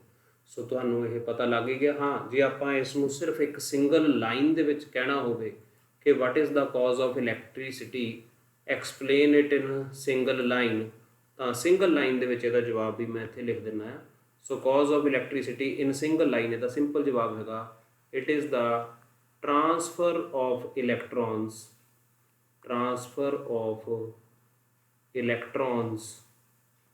on account of rubbing। So ਜਦੋਂ ਦੋ ਡਿਸਸਿਮਿਲਰ ਸਬਸਟੈਂਸਸ ਨੂੰ ਅਸੀਂ ਰਬ ਕਰਦੇ ਹਾਂ ਤਾਂ ਇਲੈਕਟ੍ਰੋਨਸ ਟਰਾਂਸਫਰ ਹੁੰਦੇ ਨੇ, ਜਿਹਦੇ ਕਰਕੇ ਫ੍ਰਿਕਸ਼ਨਲ ਇਲੈਕਟ੍ਰੀਸਿਟੀ ਪੈਦਾ ਹੁੰਦੀ ਹੈ। ਹੁਣ ਮੈਂ ਨੈਕਸਟ ਸਲਾਈਡ ਤੇ ਹੁਣ ਆਪਾਂ ਫ੍ਰਿਕਸ਼ਨਲ ਇਲੈਕਟ੍ਰੀਸਿਟੀ ਦੀ ਡੈਫੀਨੇਸ਼ਨ ਵੀ ਦੇਖ ਲਈ, ਇਹਦਾ ਕਾਜ਼ ਵੀ ਦੇਖ ਲਿਆ। ਆਪਾਂ ਨੂੰ ਇਸ ਗੱਲ ਦਾ ਵੀ ਗਿਆਨ ਹੋ ਗਿਆ ਵਾ ਕਿ ਪੋਜ਼ਿਟਿਵ ਚਾਰਜ ਕਿਹਦੇ ਤੇ ਆਉਣਾ ਹੈ, ਨੈਗੇਟਿਵ ਚਾਰਜ ਕਿਹਦੇ ਤੇ ਆਉਣਾ ਹੈ। ਹੁਣ ਮੈਂ ਕੁਝ ਐਗਜ਼ਾਮਪਲਸ ਦਿੰਦਾ ਹੈ ਅਗਲੇ ਟੇਬਲ ਦੇ ਵਿੱਚ, ਜਿਨ੍ਹਾਂ ਨੂੰ ਯਾਦ ਰੱਖਿਓ। ਜਿਹੜੇ ਵੀ ਪੇਅਰ ਦੇ ਲਈ ਜਿਨ੍ਹਾਂ ਨੂੰ ਮੈਂ ਪੋਜ਼ਿਟਿਵ ਵਾਲੇ ਕਾਲਮ 'ਚ ਰੱਖਿਆ, ਇਹਦਾ ਮਤਲਬ ਕੰਪੇਅਰਡ ਵਿਦ ਦੂਸਰਾ ਸਬਸਟੈਂਸ ਜਿਹਦੇ ਨਾਲ ਉਹ ਰਬ ਕੀਤੇ ਗਏ ਨੇ, ਉਹਨਾਂ ਦੇ ਵਿੱਚ ਇਲੈਕਟ੍ਰੋਨਸ ਲੂਜ਼ਲੀ ਬਾਉਂਡ ਸੀਗੇ, ਤਾਂ ਹੀ ਉਹਨਾਂ 'ਤੇ ਪੋਜ਼ਿਟਿਵ ਚਾਰਜ ਆਇਆ। ਤਾਂ ਸਾਰਿਆਂ 'ਤੇ ਇਹ ਐਪਲੀਕੇਸ਼ਨ ਲੱਗੇਗੀ, ਇਹ ਕਾਜ਼ ਲੱਗੇਗੀ, ਇਹ ਫੰਡਾਮੈਂਟਲ ਇਹ ਫੈਕਟ ਲੱਗੇਗਾ। ਸੋ ਇਸ ਲਈ ਬਿਲਕੁਲ ਵੀ ਕਨਫਿਊਜ਼ ਨਹੀਂ ਹੋਣਾ। ਜਿਵੇਂ ਹੁਣ ਗਲਾਸ ਰੋਡ ਨੂੰ ਮੈਂ ਸਿਲਕ ਕਲੌਥ ਨਾਲ ਰਬ ਕਰਨ ਦੀ ਇੱਕ ਐਗਜ਼ਾਮਪਲ ਲਊਂਗਾ, ਅਤੇ ਗਲਾਸ 'ਤੇ ਪੋਜ਼ਿਟਿਵ ਕਿਉਂ ਆਇਆ, ਗਲਾਸ 'ਤੇ ਨੈਗੇਟਿਵ ਕਿਉਂ ਨਹੀਂ ਆਇਆ, ਉਹਦਾ ਜਵਾਬ ਮੈਂ ਆਲਰੇਡੀ ਦੇ ਚੁੱਕਾ ਹਾਂ। ਹੁਣ ਇਹ ਤੋਂ ਤੁਹਾਨੂੰ ਪਤਾ ਲੱਗ ਗਿਆ ਗਲਾਸ 'ਤੇ ਪੋਜ਼ਿਟਿਵ ਇਸ ਲਈ ਆਇਆ ਕਿਉਂਕਿ ਗਲਾਸ ਦੇ ਵਿੱਚ ਜਿਹੜੇ ਇਲੈਕਟ੍ਰੋਨਸ ਨੇ ਸਿਲਕ ਦੇ ਕੰਪੈਰੀਜ਼ਨ ਦੇ ਵਿੱਚ ਲੂਜ਼ਲੀ ਬਾਉਂਡ ਹੁੰਦੇ ਨੇ। ਬਸ ਇੰਨਾ ਉਹਦਾ ਜਵਾਬ ਹੈਗਾ। ਇਸੇ ਤਰ੍ਹਾਂ ਤੁਸੀਂ ਬਾਕੀ ਸਾਰਿਆਂ ਦੇ ਲਈ ਵੀ ਸੇਮ ਜਵਾਬ ਦੇ ਸਕਦੇ ਹੋ ਅਤੇ ਆਪਣੇ ਆਪ ਨੂੰ ਕਨਵਿੰਸ ਕਰ ਸਕਦੇ ਹੋ। ਹੁਣ ਮੈਂ ਨੈਕਸਟ ਸਲਾਈਡ 'ਤੇ ਜਾਣਾ ਹੈ ਅਤੇ ਟੇਬਲ ਬਣਾਉਣਾ ਹੈ ਅਤੇ ਕਿਹਦੇ 'ਤੇ ਪੋਜ਼ਿਟਿਵ ਅਤੇ ਕਿਹਦੇ 'ਤੇ ਨੈਗੇਟਿਵ ਚਾਰਜ ਆਏਗਾ। ਇਸ ਪੇਜ 'ਤੇ ਮੈਂ ਇੱਕ ਟੇਬਲ ਬਣਾਇਆ ਵਾ, ਤੁਸੀਂ ਦੇਖ ਸਕਦੇ ਹੋ। ਲੈਫਟ ਸਾਈਡ 'ਤੇ ਮੈਂ ਪੋਜ਼ਿਟਿਵਲੀ ਚਾਰਜ ਮਟੀਰੀਅਲ ਰੱਖੇ ਨੇ ਅਤੇ ਰਾਈਟ 'ਤੇ ਨੈਗੇਟਿਵ, ਔਰ ਇਹ ਪੇਅਰ ਬਣਾਏ। ਜਦੋਂ ਜਾਣੀ ਕਿ ਤੁਸੀਂ ਗਲਾਸ ਨੂੰ ਅਤੇ ਸਿਲਕ ਨੂੰ ਰਗੜੋਗੇ ਆਪਸ ਵਿੱਚ, ਇਹ ਡਾਟਡ ਲਾਈਨ ਜਿਹੜੀ ਦੱਸਦੀ ਵੀ ਇਹਨਾਂ ਨੂੰ ਹੀ ਰਗੜਨਾ, ਅਤੇ ਗਲਾਸ ਨੂੰ ਅਤੇ ਸਿਲਕ ਨੂੰ ਆਪਸ ਵਿੱਚ ਰਗੜੋਗੇ ਅਤੇ ਗਲਾਸ 'ਤੇ ਪੋਜ਼ਿਟਿਵ ਚਾਰਜ ਆਏਗਾ ਅਤੇ ਸਿਲਕ 'ਤੇ ਨੈਗੇਟਿਵ ਚਾਰਜ ਆਏਗਾ। ਇਹਦਾ ਮਤਲਬ ਗਲਾਸ ਵਿੱਚ ਇਲੈਕਟ੍ਰੋਨਸ ਲੂਜ਼ਲੀ ਬਾਉਂਡ ਸੀਗੇ। ਇਸੇ ਤਰ੍ਹਾਂ ਕੈਟ ਸਕਿਨ 'ਤੇ ਐਬੋਨਾਈਟ ਨੂੰ ਜੇ ਰਗੜੀਏ ਤਾਂ ਕੈਟ ਸਕਿਨ 'ਤੇ ਪੋਜ਼ਿਟਿਵ ਚਾਰਜ ਆਏਗਾ, ਐਬੋਨਾਈਟ 'ਤੇ ਨੈਗੇਟਿਵ ਚਾਰਜ ਆਏਗਾ। ਇਹ ਟੇਬਲ ਸਿਰਫ ਤੁਹਾਡੇ ਲਈ ਰੈਫਰੈਂਸ ਦੇ ਲਈ ਸੀ, ਇਹਨੂੰ ਮੈਂ ਜ਼ਿਆਦਾ ਐਕਸਪਲੇਨ ਨਹੀਂ ਕਰਦਾ। ਸੋ ਇਸ ਨੂੰ ਤੁਸੀਂ ਯਾਦ ਰੱਖ ਸਕਦੇ ਹੋ। ਹੁਣ ਮੈਂ ਅਗਲੇ ਟੌਪਿਕ 'ਤੇ ਜਾਣਾ ਹੈ। ਹੁਣ मैं इस पेज के उपर चार्ज दीयां मेन प्रॉपर्टीज़ लिखियां ने। सब तो पहली जिहड़ी प्रॉपर्टी हैगी आ वो हैगी है कि चार्ज दो तरह का पॉजिटिव ते नैगेटिव। ਹੁਣ ਕਈ ਬੱਚਿਆਂ ਦਾ ਮਨ ਦੇ ਵਿੱਚ ਇਹ ਖਿਆਲ ਵੀ ਆਉਂਦਾ ਹੈ ਕਿ ਵਾ ਚਾਰਜ ਤਾਂ ਕਈ ਬੋਡੀਜ਼ ਤੇ ਨੈਗੇਟਿਵ ਤੇ ਪੋਜ਼ਿਟਿਵ ਤੋਂ ਇਲਾਵਾ ਕਈਆਂ ਤੇ ਜ਼ੀਰੋ ਵੀ ਹੁੰਦਾ। ਰਾਦਰ ਮੈਂ ਵੀ ਆਪਣੀ ਇੱਕ ਐਗਜ਼ਾਮਪਲ ਦੇ ਵਿੱਚ ਕੰਡਕਸ਼ਨ ਤੇ ਫ੍ਰਿਕਸ਼ਨ ਵਾਲੀ ਐਗਜ਼ਾਮਪਲ ਦੇ ਵਿੱਚ ਇੱਕ ਬੋਡੀ ਨੂੰ ਮੈਂ ਨਿਊਟਰਲ ਸ਼ੋ ਕੀਤਾ ਹੈ। ਸੋ ਫਿਰ ਆਪਾਂ ਨੂੰ ਕਹਿਣਾ ਚਾਹੀਦਾ ਹੈ ਕਿ ਬੋਡੀ ਤੇ ਜਿਹੜਾ ਚਾਰਜ ਆ ਉਹ ਤਿੰਨ ਤਰ੍ਹਾਂ ਦਾ ਹੁੰਦਾ ਹੈ, ਪਰ ਅਸਲ ਵਿੱਚ ਬੋਡੀ ਤੇ ਚਾਰਜ ਸਿਰਫ ਦੋ ਤਰ੍ਹਾਂ ਦਾ ਹੁੰਦਾ ਆ। ਜਿਹੜੀ ਬੋਡੀ ਤੇ ਚਾਰਜ ਜਿਹੜਾ ਆ ਉਹ ਮੰਨ ਲਓ ਹੈਗਾ ਆ ਪੋਜ਼ਿਟਿਵ ਤੇ ਉਹ ਤਾਂ ਓਕੇ ਆ, ਜੀ ਤੇ ਨੈਗੇਟਿਵ ਉਹ ਵੀ ਓਕੇ ਆ। ਫਿਰ ਨਿਊਟਰਲ ਨੂੰ ਅਸੀਂ ਕਿੱਦਾਂ ਸਮਝੀਏ? ਨਿਊਟਰਲ ਬੋਡੀ ਅਸਲ ਵਿੱਚ ਉਹਦੇ ਵਿੱਚ ਵੀ ਪੋਜ਼ਿਟਿਵ ਤੇ ਨੈਗੇਟਿਵ ਚਾਰਜ ਹੀ ਹੁੰਦੇ ਨੇ, ਪਰ ਉਹਦੇ ਵਿੱਚ ਜਿੰਨਾ ਪੋਜ਼ਿਟਿਵ ਚਾਰਜ ਹੁੰਦਾ ਆ ਉਨਾ ਹੀ ਉਹਦੇ ਵਿੱਚ ਨੈਗੇਟਿਵ ਚਾਰਜ ਹੁੰਦਾ ਆ। ਇਸ ਲਈ ਚਾਰਜ ਦੋ ਤਰ੍ਹਾਂ ਦਾ ਹੁੰਦਾ ਹੈ, ਤਿੰਨ ਤਰ੍ਹਾਂ ਦਾ ਨਹੀਂ ਹੁੰਦਾ। ਸੋ ਦੂਸਰਾ ਪੁਆਇੰਟ, ਸਿਮਿਲਰ ਚਾਰਜਸ ਇੱਕ ਦੂਜੇ ਨੂੰ ਰਿਪੈਲ ਕਰਦੇ ਨੇ ਤੇ ਆਪੋਜ਼ਿਟ ਚਾਰਜਸ ਇੱਕ ਦੂਸਰੇ ਨੂੰ ਅਟਰੈਕਟ ਕਰਦੇ ਨੇ। ਇਹਦੇ ਬਾਰੇ ਮੈਂ ਜ਼ਿਆਦਾ ਐਕਸਪਲੇਨ ਨਹੀਂ ਕਰਾਂ, ਮੈਂ ਮੰਨ ਕੇ ਚੱਲਦਾ ਆਪਾਂ ਨੂੰ ਸਾਰਿਆਂ ਨੂੰ ਇਹ ਗੱਲ ਆਰਾਮ ਨਾਲ ਸਮਝ ਲੱਗ ਜਾਏਗੀ। ਤੀਸਰਾ ਪੁਆਇੰਟ ਬਹੁਤ ਇੰਪੋਰਟੈਂਟ ਹੈ। ਚਾਰਜ ਇੱਕ ਸਕੇਲਰ ਕੁਆਂਟਿਟੀ ਹੈ, ਇਹਦਾ ਮੈਗਨੀਟਿਊਡ ਨਹੀਂ ਹੁੰਦਾ, ਮੈਗਨੀਟਿਊਡ ਹੁੰਦਾ ਆ, ਇਹਦੀ ਡਾਇਰੈਕਸ਼ਨ ਨਹੀਂ ਹੁੰਦੀ। ਪਰ ਪਹਿਲੀ ਪ੍ਰੋਪਰਟੀ ਨੂੰ ਜੇ ਆਪਾਂ ਧਿਆਨ ਵਿੱਚ ਰੱਖੀਏ ਇਹਦਾ ਸਾਈਨ ਹੁੰਦਾ ਆ, ਪੋਜ਼ਿਟਿਵ ਵੀ ਹੁੰਦਾ ਤੇ ਨੈਗੇਟਿਵ ਵੀ ਹੁੰਦਾ। ਇਹ ਇੱਕ ਸਕੇਲਰ ਕੁਆਂਟਿਟੀ ਆ ਪਰ ਇਹਦਾ ਸਾਈਨ ਆ ਇਹ ਪੋਜ਼ਿਟਿਵ ਵੀ ਹੋ ਸਕਦਾ ਨੈਗੇਟਿਵ ਵੀ ਹੋ ਸਕਦਾ। ਇਸ ਲਈ ਚਾਰਜ ਦਾ ਸਾਈਨ ਬਹੁਤ ਇੰਪੋਰਟੈਂਟ ਆ। ਉਹ ਗੱਲ ਜਿਹੜੀ ਤੁਹਾਨੂੰ ਚੌਥੀ ਪ੍ਰੋਪਰਟੀ ਵਿੱਚ ਪਤਾ ਲੱਗ ਜਾਏਗੀ ਕਿ ਜਦੋਂ ਤੁਸੀਂ ਦੋ ਬੋਡੀਜ਼ ਨੇ, ਮੰਨ ਲਓ ਹੁਣ ਮੈਂ ਇੱਥੇ ਇੱਕ ਐਗਜ਼ਾਮਪਲ ਲੈਣਾ, ਮੰਨ ਲਓ ਇੱਕ ਬੋਡੀ ਹੈਗੀ ਹੈ ਏ ਬੋਡੀ ਨੂੰ ਅਸੀਂ ਬੀ ਬੋਡੀ ਦੇ ਨਾਲ ਜੋੜ ਦਿੱਤਾ। ਹੁਣ ਚਾਰਜ ਦਾ ਯੂਨਿਟ ਕੂਲਮ ਹੁੰਦਾ ਆ, ਆਪਾਂ ਥੋੜ੍ਹੀ ਦੇਰ ਲਈ ਇਹਨੂੰ ਮੰਨ ਲੈਂਦੇ ਹਾਂ ਕਿ ਆਪਾਂ ਨੂੰ ਇਹਦਾ ਨੌਲੇਜ ਆ। ਮੰਨ ਲਓ ਇਹਦੇ 'ਤੇ ਚਾਰਜ ਹੈਗਾ -3 ਕੂਲਮ ਤੇ ਇਹਦੇ 'ਤੇ ਚਾਰਜ ਹੈਗਾ 2 ਕੂਲਮ। ਜਦੋਂ ਇਹ ਦੋਨੋਂ ਜੁੜ ਗਏ ਤੇ ਇਹਨਾਂ ਨੇ ਇੱਕ ਨਵੀਂ ਬੋਡੀ ਬਣਾ ਦਿੱਤੀ, ਮੰਨ ਲਓ ਡੀ। ਇਹਦੇ 'ਤੇ ਕਿੰਨਾ ਚਾਰਜ ਹੋਊਗਾ? ਹੁਣ ਜੇ ਤੁਸੀਂ ਸਾਈਨ ਦਾ ਖਿਆਲ ਨਹੀਂ ਰੱਖਿਆ, ਤੁਸੀਂ 3 ਕੂਲਮ ਤੇ 2 ਕੂਲਮ ਨੂੰ ਐਡ ਕਰਤਾ ਤੇ ਮਾਈਨਸ ਸਾਈਨ ਨੂੰ ਤੁਸੀਂ ਇਗਨੋਰ ਕਰਤਾ, ਤਾਂ ਤੁਸੀਂ 5 ਕੂਲਮ ਆਨਸਰ ਕੱਢ ਦੇਣਾ, ਜੋ ਕਿ ਗਲਤ ਆ। ਸਾਈਨ ਦਾ ਬੜਾ ਖਿਆਲ ਰੱਖਣਾ ਹੈ। ਤੇ ਟੋਟਲ ਜਿਹੜਾ ਚਾਰਜ ਆ ਉਹ ਸਿੰਪਲੀ ਆ ਦੇਖੋ ਇੱਥੇ ਲਿਖਿਆ ਹੋਇਆ ਅਲਜਬਰਿਕ ਸਮ ਆ। ਅਲਜਬਰਿਕ ਸਮ ਦਾ ਮਤਲਬ -3 coulomb plus 2 coulomb equal to -1 coulomb. So total charge ਜਿਹੜਾ ਬੋਡੀ ਤੇ ਆਏਗਾ ਉਹ -1 ਕੂਲਮ ਹੋਏਗਾ। ਔਰ ਸਾਈਨ ਬੜਾ ਇੰਪੋਰਟੈਂਟ ਹੈ, ਜੇ ਤੁਸੀਂ ਸਾਈਨ ਨੂੰ ਭੁੱਲ ਗਏ ਦੈਨ ਤੁਹਾਡੀ ਜਿਹੜੀ ਹੈਗੀ ਹੈ ਕੈਲਕੂਲੇਸ਼ਨਸ ਉਹ ਗਲਤ ਹੋ ਸਕਦੀਆਂ ਨੇ। ਸੋ ਅਲਜਬਰਿਕ ਸਮ ਦਾ ਖਿਆਲ ਰੱਖਣਾ ਹੈ। ਹੁਣ ਆਪਾਂ ਇਹਦੇ 'ਤੇ ਬੇਸਡ ਇੱਕ ਜਿਹੜੀ ਐਗਜ਼ਾਮਪਲ ਵੀ ਲੈ ਸਕਦੇ ਹਾਂ, ਉਸ ਦੇ ਲਈ ਮੈਂ ਆਪਣੀ ਨੈਕਸਟ ਸਲਾਈਡ 'ਤੇ ਚੱਲਦਾ ਹਾਂ। Law of conservation of charge ਦੀ ਸਭ ਤੋਂ ਜਿਹੜੀ ਸੌਖੀ ਐਗਜ਼ਾਮਪਲ ਮੈਂ ਜੋ ਸਮਝਦਾ ਹਾਂ ਉਹ ਇਹ ਹੈ ਕਿ ਬੱਚਿਆਂ ਨੂੰ ਇਹ ਨਿਊਕਲੀਅਰ ਫਿਸ਼ਨ ਦੀ ਰਿਐਕਸ਼ਨ ਆ, ਆਪਾਂ 9ਵੀਂ 10ਵੀਂ 'ਚ ਇਹ ਪੜ੍ਹੀ ਹੁੰਦੀ ਹੈ। ਤੁਸੀਂ ਦੇਖੋ ਇਹਦੇ ਵਿੱਚ ਇੱਕ ਨਿਊਟਰੋਨ ਇੱਕ ਯੂਰੇਨੀਅਮ ਦੇ ਐਟਮ ਨੂੰ ਟਕਰਾਇਆ ਔਰ ਫਿਸ਼ਨ ਹੋ ਗਿਆ, ਔਰ ਫਿਸ਼ਨ ਹੋਣ ਤੋਂ ਬਾਅਦ ਸਾਡੇ ਕੋਲੇ 2 ਨਵੇਂ ਨਿਊਕਲੀਆਈ ਬਣ ਗਏ। ਇੱਕ ਨਿਊਕਲੀਆਈ ਕ੍ਰਿਪਟੋਨ ਦਾ ਆ, ਦੂਜਾ ਬੇਰੀਅਮ ਦਾ ਆ, ਤੇ ਉਸ ਤੋਂ ਬਾਅਦ 3 ਨਿਊਟਰੋਨ ਨਿਕਲ ਗਏ ਔਰ ਪਰ fashion 200 mega electron wallet energy ਵੀ ਮਿਲ ਗਈ। ਹੁਣ ਜਿਹੜਾ ਚਾਰਜ ਹੁੰਦਾ ਹੈ ਜੀ, ਆਹ ਜਿਹੜਾ ਨੀਚੇ ਵਾਲਾ ਨੰਬਰ ਹੁੰਦਾ ਆ, ਆਹ ਵਾਲਾ ਨੰਬਰ, ਇਸ ਨੂੰ ਅਸੀਂ ਅਟੋਮਿਕ ਨੰਬਰ ਕਹਿੰਦੇ ਹਾਂ, ਇਹਦਾ ਸਿੰਬਲ Z ਹੁੰਦਾ। ਤੇ ਜਿਹੜਾ ਉੱਪਰ ਵਾਲਾ ਨੰਬਰ ਹੈ ਆਹ ਵਾਲਾ, ਇਸ ਨੂੰ ਅਸੀਂ ਅਟੋਮਿਕ ਮਾਸ ਨੰਬਰ ਕਹਿੰਦੇ ਹਾਂ, ਇਹਦਾ ਸਿੰਬਲ A ਹੁੰਦਾ ਹੈ।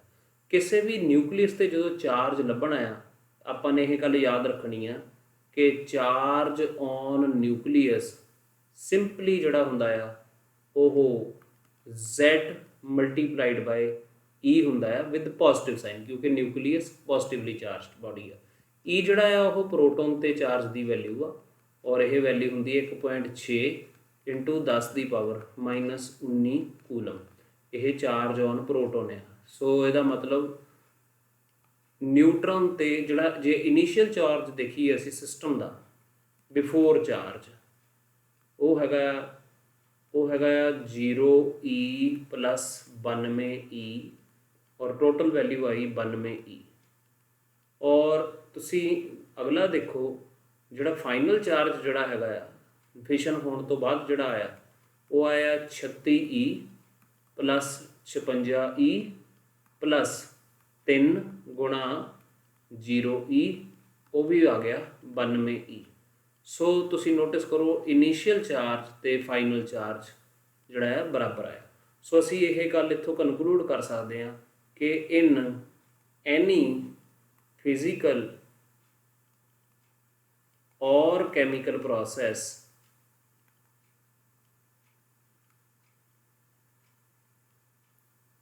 ਇਹਨੂੰ ਆਪਾਂ ਔਰ ਨਿਊਕਲੀਅਰ ਪ੍ਰੋਸੈਸ ਵੀ ਕਹਿ ਸਕਦੇ ਹਾਂ।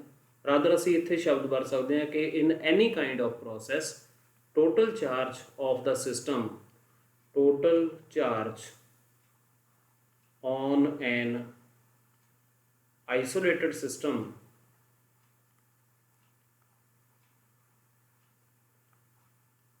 always remains same, or this property is called conservation of charge। इस property ਨੂੰ law of conservation of charge ਕਹਿੰਦੇ ਆ। ਸੋ ਕੋਈ ਵੀ ਫਿਜ਼ੀਕਲ ਕੈਮੀਕਲ ਪ੍ਰੋਸੈਸ ਹੋਵੇ ਉਹਦੇ ਵਿੱਚ ਸਿਸਟਮ ਜਿਹੜਾ ਆ ਉਹਦੇ ਵਿੱਚ ਕੋਈ ਪ੍ਰੋਸੈਸ ਹੋਇਆ ਉਹਦੇ 'ਤੇ ਜਿਹੜਾ ਟੋਟਲ ਚਾਰਜ ਹੈ ਪ੍ਰੋਸੈਸ ਹੋਣ ਤੋਂ ਪਹਿਲਾਂ ਈਵਨ ਡਿਊਰਿੰਗ ਦਾ ਪ੍ਰੋਸੈਸ ਔਰ ਆਫਟਰ ਦਾ ਪ੍ਰੋਸੈਸ ਉਹ ਚੇਂਜ ਨਹੀਂ ਹੁੰਦਾ, ਔਰ ਇਸ ਨੂੰ ਅਸੀਂ law of conservation of charge ਕਹਿੰਦੇ ਹਾਂ। ਸੋ ਇਸ ਤੋਂ ਬਾਅਦ ਮੈਂ ਚਾਰਜ ਦੀ ਲਾਸਟ ਪ੍ਰੋਪਰਟੀ ਬਾਰੇ ਤੁਹਾਨੂੰ ਦੱਸਦਾ ਹਾਂ, ਫਿਰ ਆਪਾਂ ਰੁਕਾਂਗੇ। ਸਭ ਤੋਂ ਲਾਸਟ ਜਿਹੜੀ ਪ੍ਰੋਪਰਟੀ ਅੱਜ ਦੇ ਲੈਕਚਰ ਦੀ ਜਿਹੜੀ ਹੈਗੀ ਚਾਰਜ ਦੀ ਉਹ ਮੈਂ ਦੱਸਣ ਜਾ ਰਿਹਾ ਹੈਗੀ ਕੁਆਂਟਾਈਜੇਸ਼ਨ ਆਫ ਚਾਰਜ। ਇਹਦਾ ਮਤਲਬ ਕੀ ਹੈਗਾ ਆ ਕਿ ਕਿਸੇ ਵੀ ਬੋਡੀ 'ਤੇ ਜਿਹੜਾ ਚਾਰਜ ਆ ਉਹ ਕਿਸੇ ਫੰਡਾਮੈਂਟਲ ਚਾਰਜ ਦਾ ਇੰਟੈਗਰਲ ਮਲਟੀਪਲ ਹੁੰਦਾ ਹੈ। ਸੋ ਇਹਨੂੰ ਮੈਂ ਜੇ ਵੀ ਲਿਖ ਵੀ ਦੇਵਾਂ, the charge on any particle, charge on any particle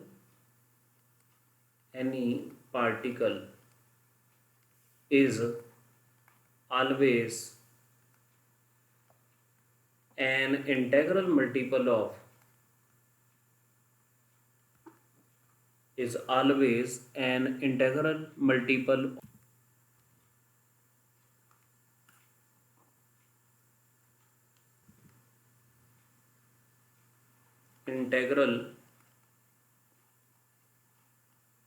multiple of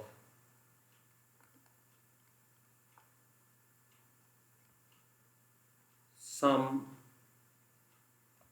fundamental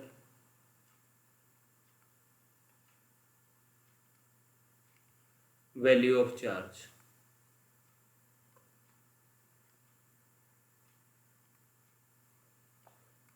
That is E, which is 1.6 10 raised to power minus 19 coulomb, and it is magnitude of charge on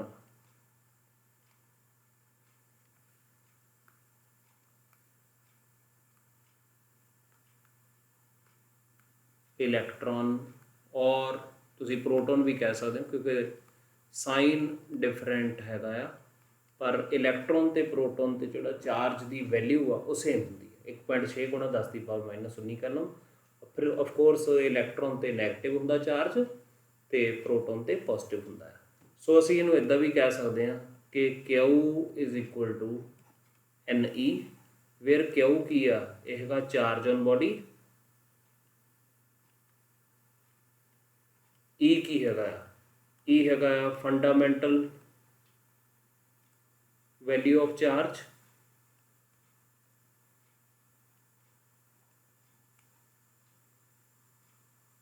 ते N जड़ा आ यह एक पॉजिटिव और negative integer है,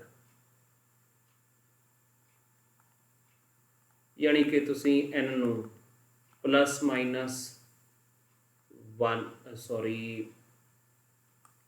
मैं zero तो start करना है। न्यूट्रल बॉडी के लिए N की वैल्यू 0 होएगी, या फिर यह वैल्यू प्लस माइनस 1 हो सकती है, या प्लस माइनस सॉरी इतने फिर गलत लिख हो गया, या यह प्लस माइनस 2 हो सकती है, एंड सो ऑन। सो इनू आप इदा समझते हैं जिमें एक मान लो साढ़े को दरख्त है, अंब का दरख्त है, वो अंब लगे हुए, तुसी जदों भी देखोगे वो अंब जोड़ा पूरा लग्या होएगा संपूर्ण, वो वक्री गल है, बाद चों आप कट सकते हैं, बट जो पेड़ पर लग्या होएगा तो पूरा अंब ही हमेशा लगता है। इस तरह यह क्वांटाइजेशन ऑफ चार्ज भी यह कहती है भी जो किसी बॉडी तो दूसरी बॉडी तो मान लो आपने, मैं इत्थे जे एग्जाम्पल दे भी देवां, मान लो आ बॉडी नूं असीं इहदे नाल रब कीता ते ए बॉडी ते बी बॉडी आपां मान लो दिखा दिंदे आ, ਤੇ A ਨੂੰ ਤੇ B ਨੂੰ ਅਸੀਂ ਰੱਬ ਕੀਤਾ ਤਾਂ ਇਲੈਕਟ੍ਰੋਨਸ ਮੰਨ ਲਓ A ਤੋਂ B ਤੇ ਗਏ। ਜਿਹੜੇ ਇਲੈਕਟ੍ਰੋਨਸ A ਤੋਂ B ਤੇ ਗਏ ਜਾਂ ਤਾਂ ਉਹ ਕੋਈ ਵੀ ਇਲੈਕਟ੍ਰੋਨ ਨਹੀਂ ਹੋਊਗਾ, ਜਾਂ ਇੱਕ ਹੋਊਗਾ, ਜਾਂ ਦੋ ਹੋਣਗੇ, ਜਾਂ ਤਿੰਨ ਹੋਣਗੇ। ਇਹ ਵੈਲਿਊਜ਼ ਓਕੇ ਨੇ, ਅਲਾਉਡ ਨੇ। ਤੁਸੀਂ ਇੱਦਾਂ ਨਹੀਂ ਕਹਿ ਸਕਦੇ ਕਿ A ਨੇ 1.5 ਇਲੈਕਟ੍ਰੋਨਸ B ਨੂੰ ਲੂਜ਼ ਕਰ ਦਿੱਤੇ। ਇਹ ਗਲਤ ਹੈ, ਇਹ ਪੋਸੀਬਲ ਨਹੀਂ ਹੋ ਸਕਦਾ। ਜਦੋਂ ਵੀ ਇਲੈਕਟ੍ਰੋਨਸ ਟਰਾਂਸਫਰ ਹੋਣਗੇ ਇੱਕ ਬੋਡੀ ਤੋਂ ਦੂਜੀ ਬੋਡੀ 'ਤੇ, ਉਹ ਇੰਟੈਜਰ ਦੇ ਵਿੱਚ ਟਰਾਂਸਫਰ ਹੋਣਗੇ ਅਤੇ ਫੰਡਾਮੈਂਟਲ ਚਾਰਜ ਦੀ ਜਿਹੜੀ ਵੈਲਿਊ ਆ, ਸਭ ਤੋਂ ਛੋਟਾ ਚਾਰਜ ਜਿਹੜਾ ਅਸੀਂ ਮੰਨਿਆ ਵਾ +1 +2 ਕਲਾਸਾਂ ਦੇ ਲਈ, ਉਹ ਚਾਰਜ ਹੁਣ ਇਲੈਕਟ੍ਰੋਨ ਆ। ਜਦੋਂ ਤੁਸੀਂ ਹਾਇਰ ਕਲਾਸਿਸ ਵਿੱਚ ਜਾਓਗੇ ਤੁਸੀਂ ਨੋਟਿਸ ਕਰੋਗੇ ਕਿ ਇਲੈਕਟ੍ਰੋਨ ਤੋਂ ਵੀ ਜ਼ਿਆਦਾ ਛੋਟੇ ਜਾਂ ਘੱਟ ਚਾਰਜ ਵਾਲੇ ਪਾਰਟੀਕਲਸ ਮੌਜੂਦ ਨੇ। ਉਹਨਾਂ ਪਾਰਟੀਕਲਸ ਨੂੰ ਅਸੀਂ ਕੁਆਰਕਸ ਕਹਿੰਦੇ ਹਾਂ। ਔਰ ਕੁਆਰਕਸ ਜਿਹੜੇ ਨੇ ਉਹਨਾਂ 'ਤੇ ਚਾਰਜ ਹੁੰਦਾ ਆ ਜਾਂ ±1/3e ਜਾਂ ਫਿਰ ±2/3e। ਇਸ ਦੇ ਨਾਲ ਜਿਹੜਾ ਚਾਰਜ ਦੀ ਫੰਡਾਮੈਂਟਲ ਚਾਰਜ ਦੀ ਜਿਹੜੀ ਵੈਲਿਊ ਆ ਉਹ ਘੱਟ ਜਾਏਗੀ, ਪਰੰਤੂ ਜਿਹੜਾ ਲਾ ਆ Q = NE, ਇਸ ਲਾ ਨੇ ਚੇਂਜ ਨਹੀਂ ਹੋਣਾ, ਇਹ ਫਿਰ ਵੀ ਵੈਲਿਡ ਹੋਏਗਾ। ਸੋ +1 +2 ਕਲਾਸ ਤੱਕ ਆਪਾਂ ਇਹ ਮੰਨ ਕੇ ਚੱਲਾਂਗੇ। ਸੋ ਜਿਹੜਾ ਛੋਟੇ ਤੋਂ ਛੋਟਾ ਜਿਹੜਾ ਚਾਰਜ ਦੀ ਵੈਲਿਊ ਆ ਉਹ E ਹੈਗੀ ਹੈ, ਜਾਣੀ ਕਿ charge on electron the ਮੈਗਨੀਚਿਊਡ 1.6 × 10⁻⁻19 coulomb. ਸੋ ਹੁਣ ਮੈਂ ਇੱਥੇ ਰੁਕਦਾ ਹਾਂ। ਅੱਜ ਦੇ ਲੈਕਚਰ ਦੇ ਵਿੱਚ ਅਸੀਂ ਚਾਰਜ ਦੀ ਡੈਫੀਨੇਸ਼ਨ ਦਿੱਤੀ। ਅਸੀਂ ਇਸ ਗੱਲ ਨੂੰ ਸਮਝਿਆ ਕਿ ਸਾਨੂੰ ਚਾਰਜ ਜਿਹੜਾ ਆ ਉਹਦਾ ਕੰਸੈਪਟ ਕਿਉਂ ਲੈ ਕੇ ਆਉਣਾ ਜ਼ਰੂਰੀ ਆ, ਅਤੇ ਕਿਹੜੀਆਂ ਐਸੀਆਂ ਇੰਟਰੈਕਸ਼ਨਸ ਨੇ ਜਿਨ੍ਹਾਂ ਦਾ ਜਵਾਬ ਦੇਣ ਦੇ ਲਈ ਚਾਰਜ ਦਾ ਕੰਸੈਪਟ ਬਹੁਤ ਜ਼ਰੂਰੀ ਆ। ਉਹਦੀ ਵੀ ਆਪਾਂ ਇੱਕ ਐਗਜ਼ਾਮਪਲ ਦੇਖੀ। ਫਿਰ ਅਸੀਂ ਚਾਰਜ ਕਿਸ ਤਰ੍ਹਾਂ ਦਿੱਤਾ ਜਾ ਸਕਦਾ ਆ, ਉਹਦੇ ਤਰੀਕੇ ਅਸੀਂ ਸਮਝੇ। ਫਿਰ ਅਸੀਂ ਇਹ ਦੇਖਿਆ ਵਾ ਵੀ ਜਦੋਂ ਚਾਰਜ ਪੈਦਾ ਹੁੰਦਾ ਹੈ ਅਤੇ ਉਹਦੇ ਪਿੱਛੇ ਮੈਕੈਨਿਜ਼ਮ ਕੀ ਇਨਵੋਲਵਡ ਹੈ। ਫਿਰ ਅਸੀਂ ਫ੍ਰਿਕਸ਼ਨ ਇਲੈਕਟ੍ਰੀਸਿਟੀ ਬਾਰੇ ਪਤਾ ਕੀਤਾ, ਪੜ੍ਹਿਆ, ਉਹਦਾ ਕਾਰਨ ਲੱਭਿਆ। ਫਿਰ ਉਸ ਤੋਂ ਬਾਅਦ ਅਸੀਂ ਚਾਰਜ ਦੇ ਗੁਣ ਦੱਸੇ।